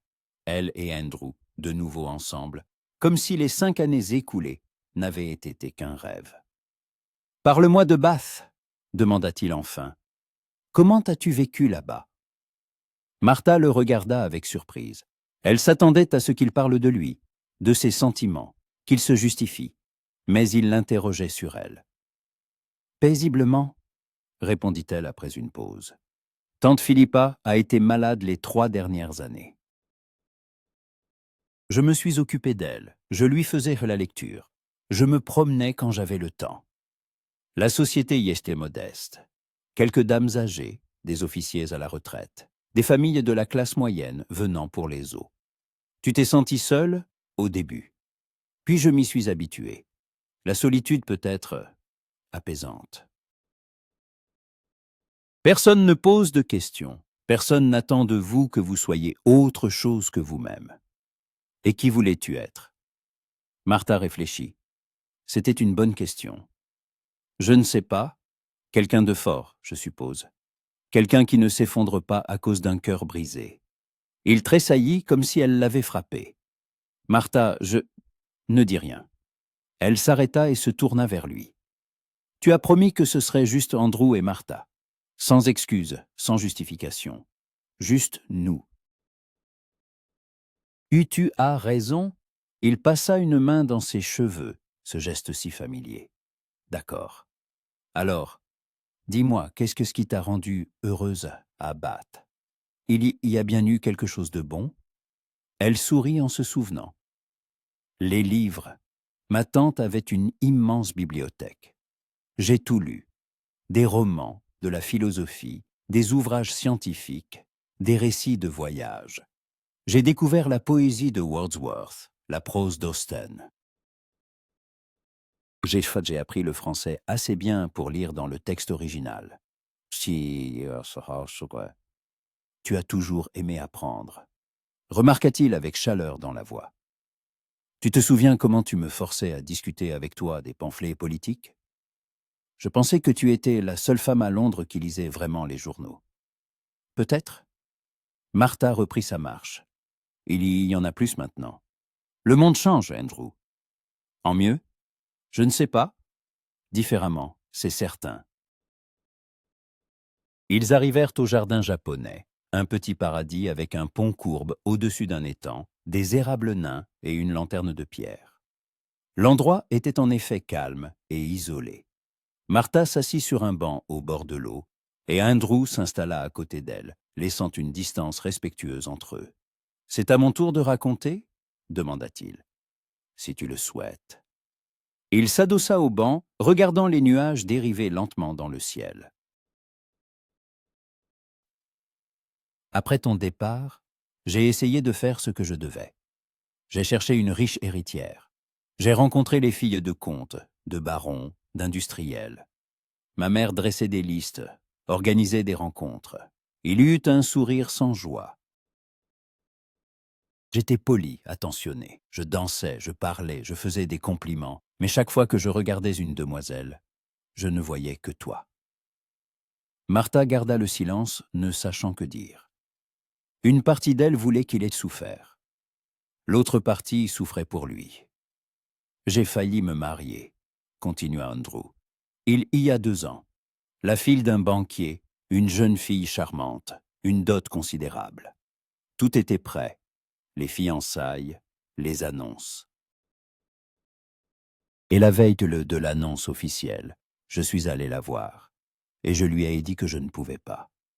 Que ce ne serait pas juste envers elle, car mon cœur appartenait à une autre. Qu'a-t-elle dit? Et que j'étais un idiot. Il rit. Et elle avait raison. Mais curieusement, elle a compris. Elle a dit qu'elle ne voulait pas d'un mari qui penserait à une autre femme. Elle méritait mieux. Et ta mère? Elle était furieuse. Elle a cessé de me parler pendant 3 mois. Mais elle a fini par s'y faire. À ce moment-là, j'avais déjà commencé à gagner de l'argent par moi-même. Mes investissements avaient porté leurs fruits. Les affaires allaient bien. La famille n'était plus au bord de la ruine. Martha regardait le reflet des nuages dans l'eau de l'étang. Des carpes nageaient paresseusement à la surface, laissant des cercles sur l'eau au lycée. Pourquoi me racontes-tu cela? Parce que je veux que tu comprennes. Je ne me suis pas marié non pas parce que je n'ai pas trouvé de parti convenable. Je ne me suis pas marié parce que je ne pouvais pas t'oublier, même en essayant. Et tu penses que cela va me consoler? Elle se tourna vers lui, et des larmes brillèrent dans ses yeux, dans ses yeux. Que 5 ans de ma vie, 5 ans où j'ai essayé de me reconstruire, signifie-t-il quelque chose parce que tu as souffert aussi? Non. Et il se pencha en avant, posant ses coudes sur ses genoux. Je ne pense pas que cela te consolera. Je veux juste que tu saches être la vérité. Toute la vérité. Et non, la version que tu t'es probablement inventée au fil des ans. Quelle version? Ou que je t'ai oublié facilement, que j'ai choisi l'argent plutôt que l'amour et que je ne l'ai jamais regretté, que j'ai vécu heureux pendant que tu souffrais. Martha se détourna. Il avait raison. C'est exactement ce qu'elle s'était dit. C'est ce qu'elle avait essayé de croire pour soulager sa douleur. Je ne veux pas que tu souffres, Andrew. Je ne l'ai jamais voulu. Je sais. Tu es trop bonne pour ça. Même en colère, même blessée, tu ne souhaites pas de mal aux autres. Et tu ne me connais pas aussi bien que tu le penses, objecta-t-elle doucement. J'ai changé. Je suis devenue plus dure. Peut-être. Mais ton essence est restée la même. Il se tourna vers elle, et leurs yeux se rencontrèrent. Martha, je ne te demande pas de me pardonner. Je ne te demande pas de revenir vers moi comme si rien ne s'était passé. Je te demande simplement de me donner l'occasion de te montrer que j'ai changé, que maintenant, je peux être celui que j'aurais dû être à l'époque. Et qui aurais-tu dû être? Courageux. Assez courageux pour me battre pour nous, au lieu d'abandonner à la première difficulté. Les mots restèrent en suspens entre ceux. Martha sentit quelque chose en elle, commencer à fondre, cette glace dont elle avait entouré son cœur. Elle lutta contre cette sensation, essayant de maintenir ses défenses, mais c'était comme essayer d'arrêter le printemps. Certaines choses sont inévitables. Je ne peux rien te promettre, dit-elle enfin. Je ne sais pas si je pourrai te faire confiance à nouveau. Cela prendra du temps. J'ai le temps. Il tendit lentement la main, et après une seconde d'hésitation, Martha le laissa prendre la sienne. Le contact fut électrique, familier et nouveau à la fois. Tout le temps du monde si tu me le donnes. Ils restèrent assis, se tenant la main, et Martha sentit son cœur battre à un rythme étrange, mi-peur, mi-espoir. Elle savait que c'était dangereux, qu'elle prenait ou y prenait un risque, qu'elle pourrait être blessée à nouveau. Mais une vie sans risque, est-elle vraiment une vie? Parle-moi du vicomte Aylesford, demanda soudain Andrew. Martha le regarda surprise. Que veux-tu savoir sur lui? Il te fait la cour. Est-ce de la jalousie, votre grâce? Oui, répondit-il sans détour. Une jalousie pure mais c'est primitive. J'ai vu comment il te regarde, comment il prend soin de toi. Et je sais qu'il ferait un bon mari. Il le ferait? Consentit Martha. C'est un homme bon, intelligent et intéressant. Mais je ne l'aime pas. Les mots lui échappèrent, avant qu'elle n'ait pu y réfléchir, et Martha se figea, réalisant ce qu'elle venait d'avouer. Andrew serra sa main un peu plus fort. « Et qui aimes-tu » Elle aurait pu mentir. Elle aurait pu plaisanter. Elle aurait pu retirer sa main et partir, laissant la question sans réponse. Mais elle était fatiguée de mentir, surtout à elle-même. « Si je t'aime encore » murmura-t-elle en regardant leurs doigts entrelacés. « Et je me déteste pour ça. Je déteste que 5 ans n'aimant t'aient pas pu tuer ce sentiment, que je sois revenue à Londres en pensant être prête pour une nouvelle vie, et qu'en te voyant, j'ai compris que j'étais toujours coincée dans le passé. Martha, laisse-moi finir. » Elle leva les yeux vers lui, et il vit des larmes sur ses cils. « J'ai peur, Andrew. J'ai peur de t'ouvrir à nouveau mon cœur, et de découvrir que tu choisis encore autre chose. Le devoir, l'honneur, la famille, peu importe. Je ne survivrai pas à ça une seconde fois. » Il porta sa main à ses lèvres et embrassa le dos de ses doigts, tendrement, presque avec révérence. « Je ne te demande pas d'ouvrir ton cœur tout de suite. Je te demande de me donner une chance de mériter ce droit. Pas à pas, jour après jour. Laisse-moi te prouver que cette fois, je ne fuirai pas. Que cette fois, je te choisis, avant tout le reste. » Martha sentit les larmes couler sur ses joues. Elle ne les essuya pas, les laissant couler librement. Andrew toucha doucement son visage, essuyant les gouttes avec ses pouces. « Ne pleure pas, » murmura-t-il. « Je t'en prie, ne pleure pas. Je ne peux pas m'arrêter, » sanglota-t-elle. « C'est stupide, je sais, mais j'ai tenu si longtemps. »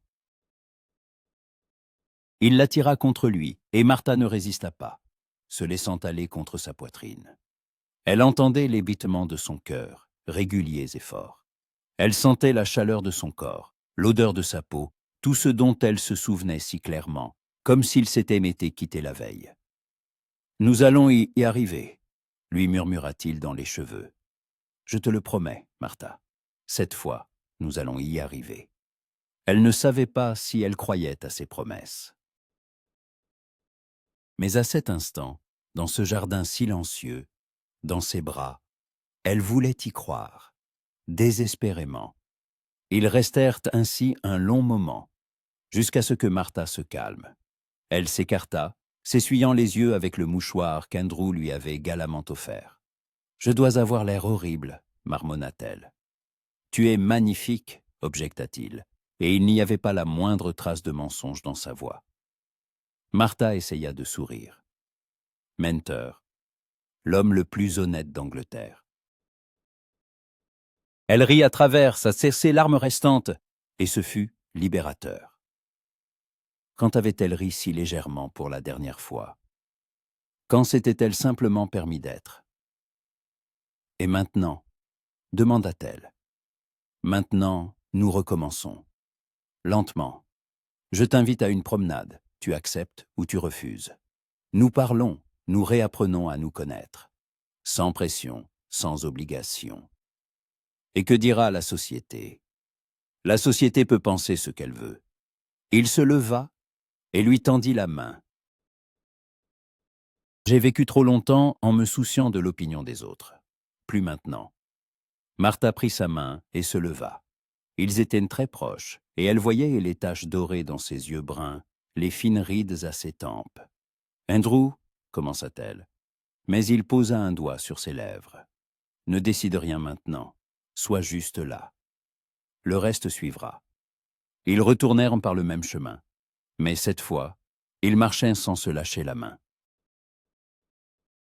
Martha savait que cela serait remarqué, par les jardiniers, les autres visiteurs, peut-être même une connaissance. Le lendemain matin, tout Londres discuterait du fait que Lady Martha Lane et le duc de Vermont avaient été vus ensemble à Kew Gardens. Mais cela lui était égal. Aux portes, Andrew s'arrêta. « Quand te reverrai-je » Martha réfléchit. Une partie d'elle voulait dire demain, ce soir, tout de suite. Mais elle savait que ce serait imprudent. Elle avait besoin de temps pour digérer tout ce qui s'était passé, pour comprendre ses sentiments. « Dimanche, dit-elle, après l'office à l'église.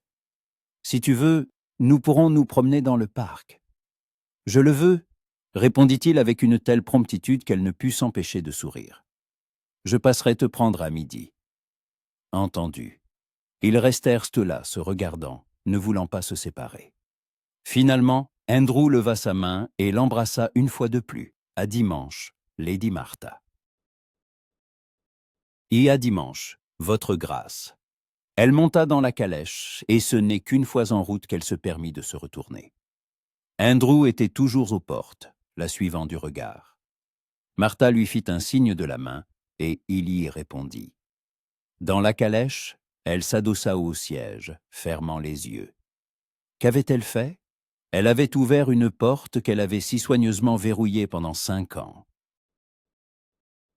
Elle avait laissé revenir l'homme qui lui avait causé tant de douleur, mais elle avait aussi laissé entrer l'espoir.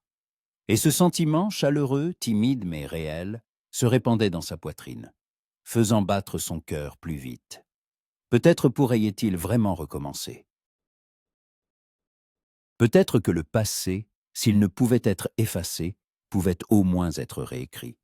Peut-être que cette histoire aurait une fin différente. Martha ouvrit les yeux, regardant les rues de Londres défiler.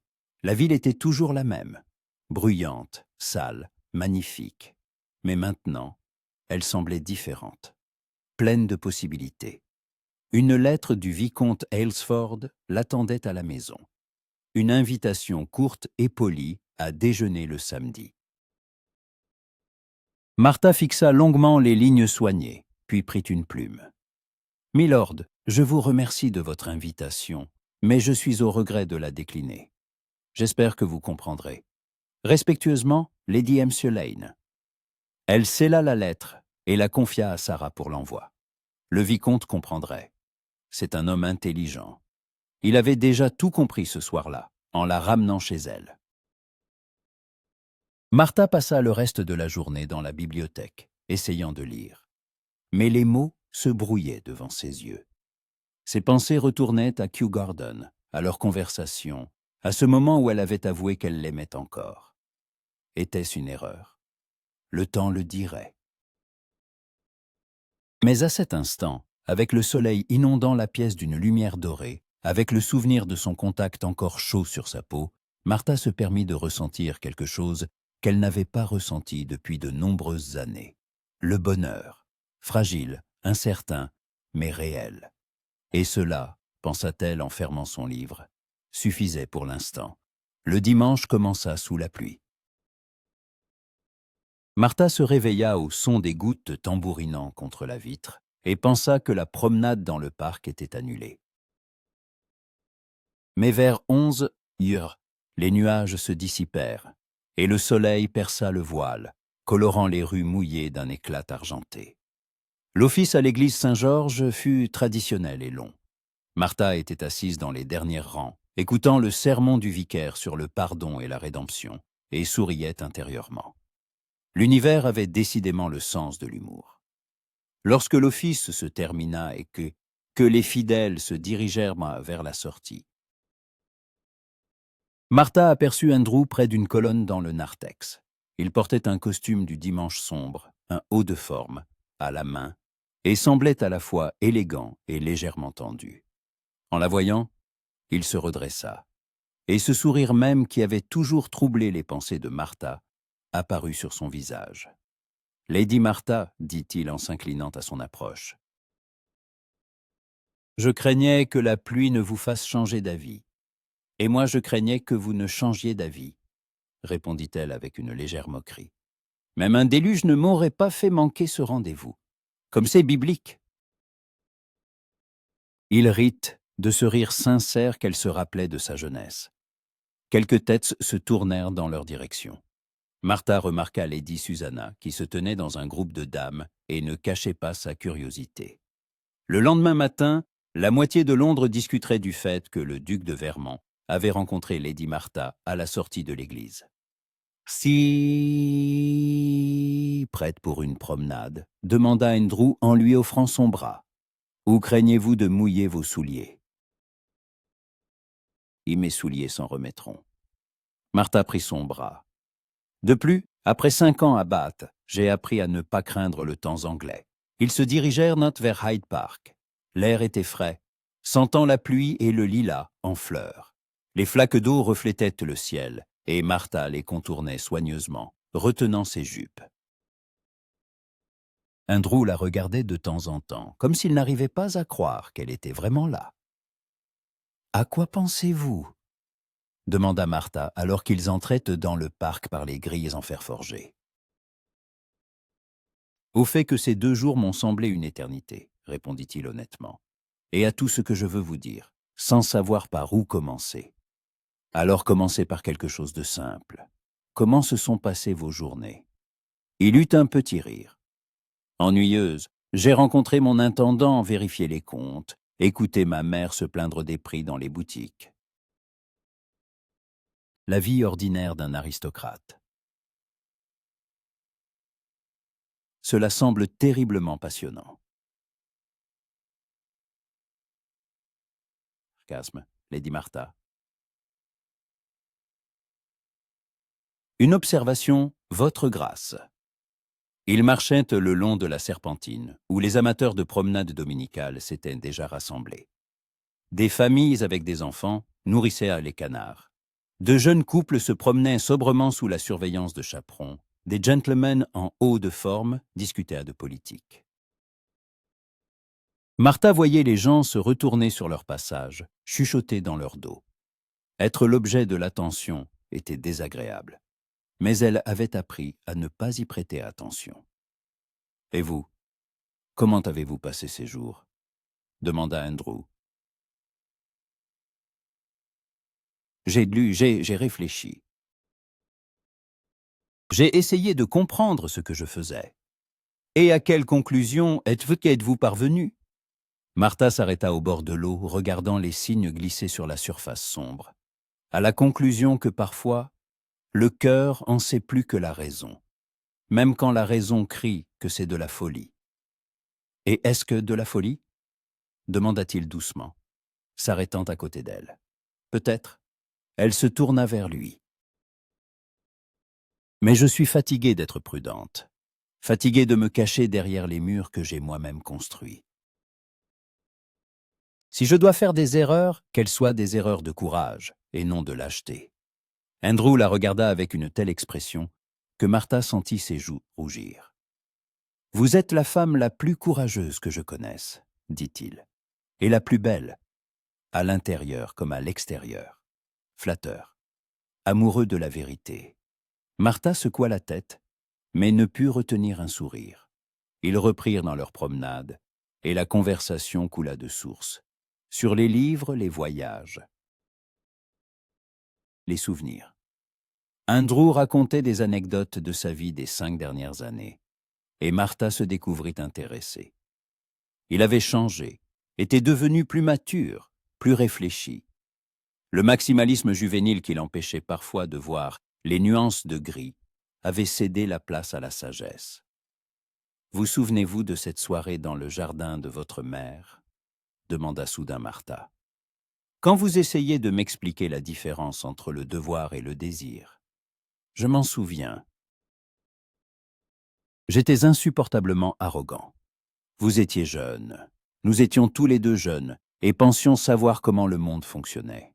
Et maintenant, je sais que je ne sais rien. Martha sourit, et c'est étrangement apaisant. Ils contournèrent l'étang et débouchèrent sur une large allée plus fréquentée. Martha aperçut le vicomte Aylesford en compagnie d'une dame âgée, probablement sa tante ou sa mère. Il les vit, et une lueur de compréhension traversa son visage. Le vicomte s'inclina galamment, et Martha répondit par un léger signe de tête. Aucune gêne, aucune prétention, juste la reconnaissance du fait que chacun avait choisi son chemin. Un homme digne, remarqua Andrew en suivant le vicomte du regard. Oui, mais pas mon homme. Et qui est votre homme, Lady Martha? Elle le regarda, les traits familiers de son visage, ses yeux bruns où se lisaient à la fois l'espoir et la peur. Je pense que vous connaissez déjà la réponse. Andrew s'arrêta si brusquement que Martha le devança d'un pas avant de s'immobiliser à son tour.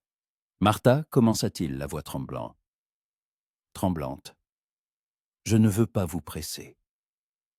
Mais j'ai besoin de savoir, avons-nous un avenir? Ou essayons-nous simplement de recoller ce qui ne peut plus être réparé? Elle resta longtemps silencieuse, réfléchissant à sa réponse. Un couple qui passait leur jeta un regard curieux, mais Martha n'y prêta pas attention. « Je ne sais pas si l'on peut recoller le passé, » dit-elle lentement. « Mais peut-être n'en avons-nous pas besoin. Peut-être devons-nous construire quelque chose de nouveau, sur les décombres de l'ancien, mais nouveau, différent. »« Je suis prêt, » répondit-il sans hésiter. « Prêt à construire, à attendre, à me battre. Tout ce qu'il faudra. » Martha s'approcha, ne laissant qu'un mince espace entre eux. Des gens se promenaient tout autour, et une telle proximité frisait l'inconvenance. Mais cela lui était égal. « Alors commençons petit, » dit-elle. « Par l'honnêteté. Dis-moi franchement, Andrew, pas le duc de Vermont, pas le chef de famille, mais juste l'homme. Que veux-tu » Il prit ses mains dans les siennes, sans se soucier des passants. « Je veux que tu deviennes ma femme. Je veux me réveiller à tes côtés chaque matin. Je veux débattre de livres avec toi, t'écouter lire à voix haute, te voir sourire.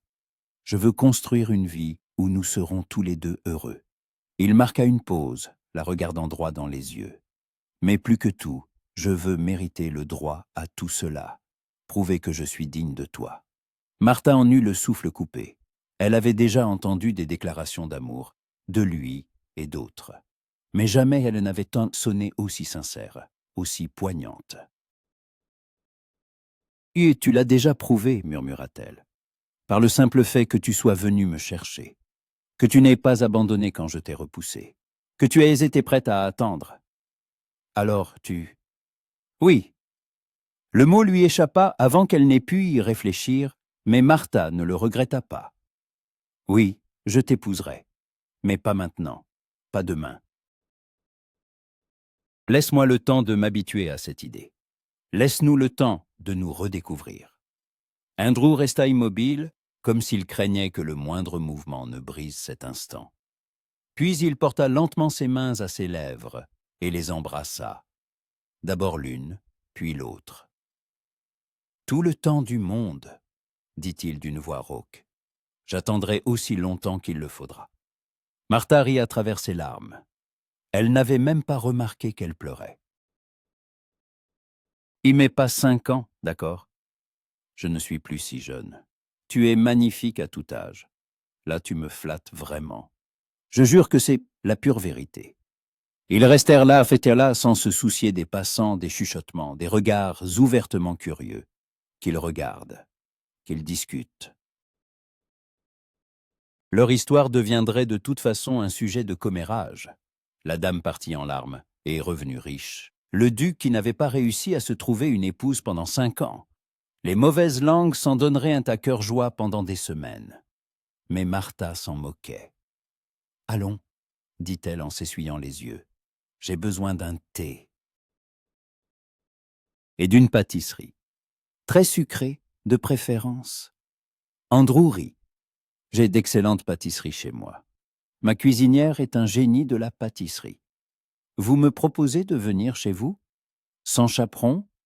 Martha y haussa un sourcil. Quel scandale, votre grâce.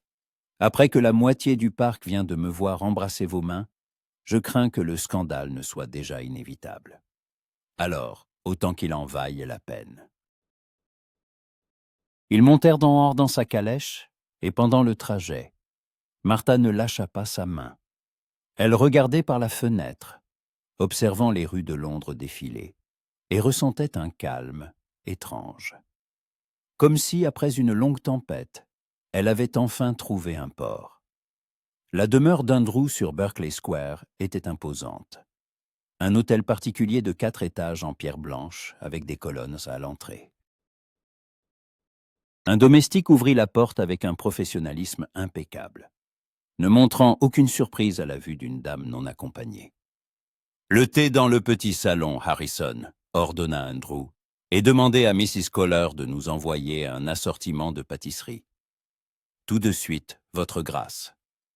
Martha examina le hall, de hauts plafonds, un sol en marbre, des tableaux dans des cadres dorés. Tout respirait la vieille fortune et la retenue aristocratique. Mais il y avait quelque chose de chaleureux dans cette maison, malgré sa grandeur. Peut-être le vase de fleurs fraîches sur une petite table, ou le tapis usé près de la cheminée dans le salon. Des traces de vie, pas un musée. « C'est très beau, remarqua-t-elle. »«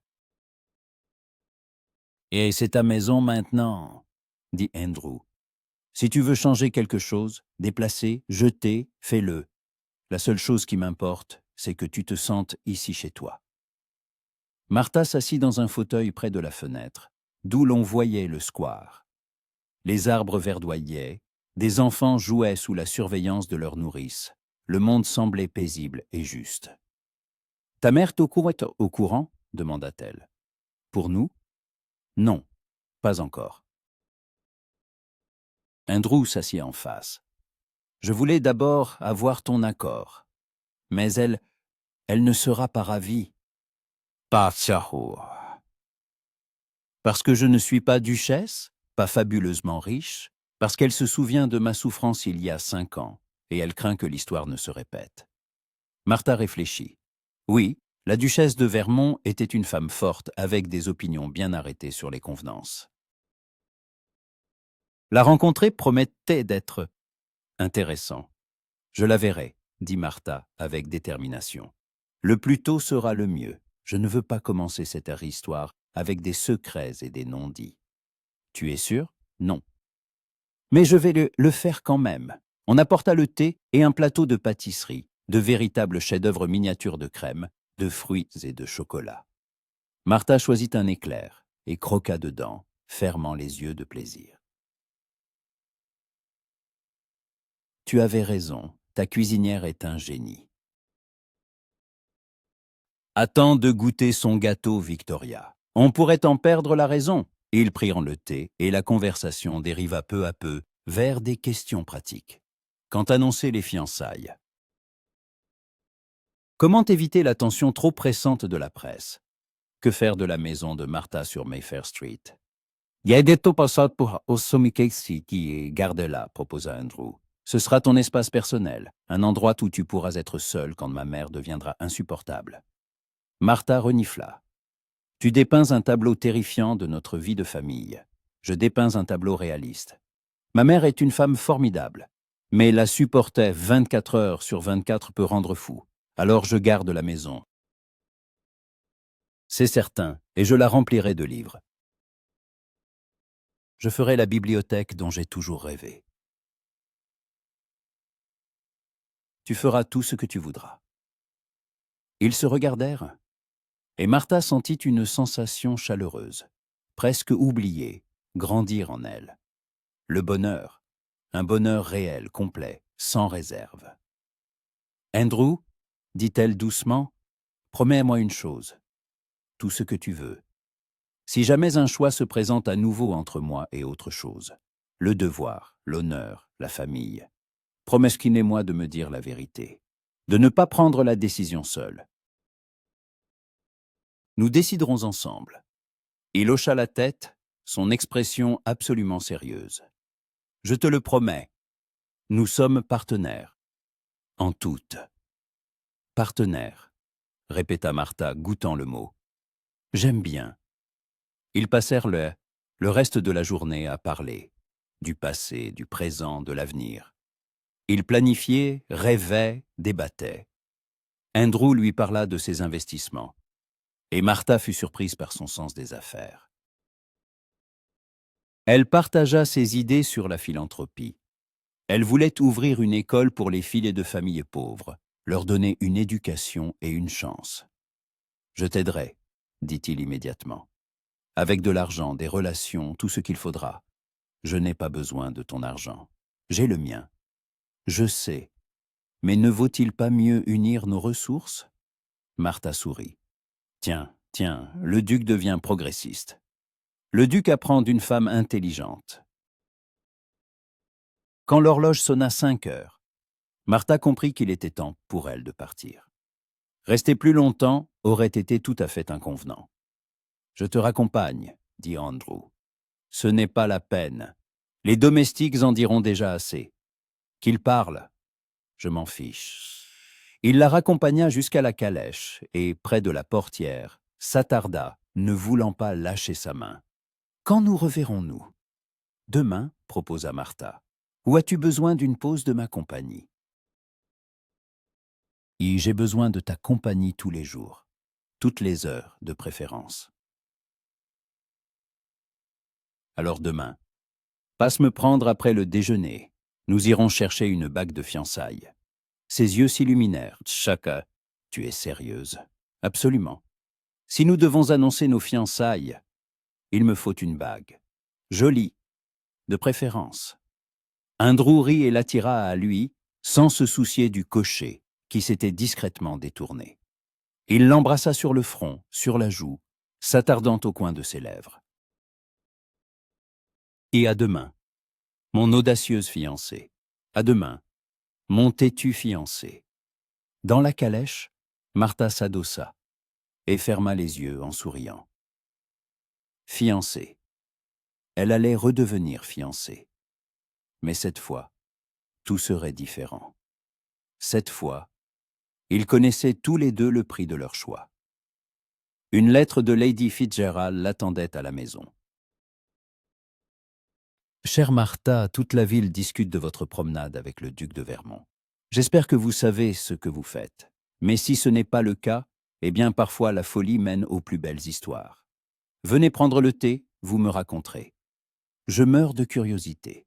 Votre Rowena. » Martha rit. Lady Fitzgerald avait raison. La folie menait vraiment aux plus belles histoires. Et la leur ne faisait que commencer. Les fiançailles furent annoncées 2 semaines plus tard. Pendant ce temps, Martha rencontra la mère d'Andrew.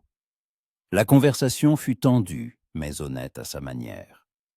La duchesse exprima ses craintes, Martha l'écouta et répondit. À la fin de l'entretien, il n'y avait pas de chaleur entre elles, mais il y avait du respect. Et c'était un début, décida Martha. Andrew choisit une bague avec une émeraude entourée de diamants, simple, élégante, parfaite. Martha la portait sans jamais à l'enlever, et chaque fois qu'elle regardait la pierre verte, elle sentait son cœur se serrer de bonheur. La société, comme prévu, était en ébullition. Certains disaient que c'était romantique, des amants réunis après des années. D'autres chuchotaient que le duc faisait une erreur. Mais Martha et Andrew n'y prêtaient pas attention. Ils construisaient leur vie, et l'opinion des autres n'avait aucune importance. Un soir, ils étaient assis dans le jardin de la maison de Berkeley Square, qui allait bientôt devenir aussi sa maison. Un croissant de lune brillait, et l'air était empli du parfum du jasmin. Martha s'appuyait sur l'épaule d'Andrew, qui l'enlaçait par la taille. « À quoi penses-tu » demanda-t-il. « À la façon étrange dont la vie est faite. Il y a 5 ans, je partais d'ici en pensant que tout était fini. Et maintenant ? Et maintenant, tout ne fait que commencer. » Oui, elle tourna son visage vers lui. « Es-tu heureux ? Plus heureux que je ne le mérite. » Quelle sottise. Tu mérites tout ce qu'il y a de bon. Alors tu le mérites aussi. Nous le méritons tous les deux. Martha réfléchit. Tu sais, avant, je pensais que le bonheur était de l'absence de douleur. Mais maintenant, je comprends que ce n'est pas ça. Le bonheur, c'est quand la douleur a existé, mais que tu l'as surmontée et que tu en es sorti plus fort. La philosophie de Lady Martha. La philosophie d'une femme qui a failli perdre son amour par peur. Andrew l'embrassa tendrement, lentement, plein de promesses. Quand ils s'écartèrent, Martha souriait. « Quand nous marions-nous » demanda-t-elle. « Quand tu le diras. En automne ? En octobre. Quand les feuilles sont dorées et que l'air sent la pomme. Octobre est parfait. » Ils restèrent assis en silence, écoutant les bruits nocturnes du jardin. Quelque part, un oiseau chantait. Un dernier chant avant de dormir. Le vent bruissait dans les cimes des arbres. Londres vivait sa vie au-delà des murs du jardin. Mais ici, dans ce petit monde, tout était calme. « Andrew » appela doucement Martha. « Oui, merci de ne pas avoir abandonné. » Il la serra plus fort contre lui. « Merci de m'avoir donné une chance. » Ils ne savaient pas ce que l'avenir leur réservait. S'il y aurait des difficultés, des disputes, des moments de doute. Mais ils savaient une chose. Ils étaient ensemble. Et c'était le plus important. L'histoire de Lady Martha Lane, qui pensait se briser sans lui mais s'était élevée plus haut que jamais, avait sa suite. Et l'histoire du duc Andrew Cavendish, qui apprenait à choisir l'amour plutôt que le devoir, avait trouvé son sens. Et quelque part à Bath, dans une vieille maison avec vue sur les collines, l'esprit de tante Philippa souriait. Son héritage avait donné à Martha la liberté. Mais la vraie richesse n'était pas l'argent. C'était l'amour, trouvé, perdu et retrouvé. Et cela valait chaque larme, chaque année d'attente, chaque instant de douleur. Parce qu'en fin de compte, c'est cet amour-là qui nous rend vraiment vivants.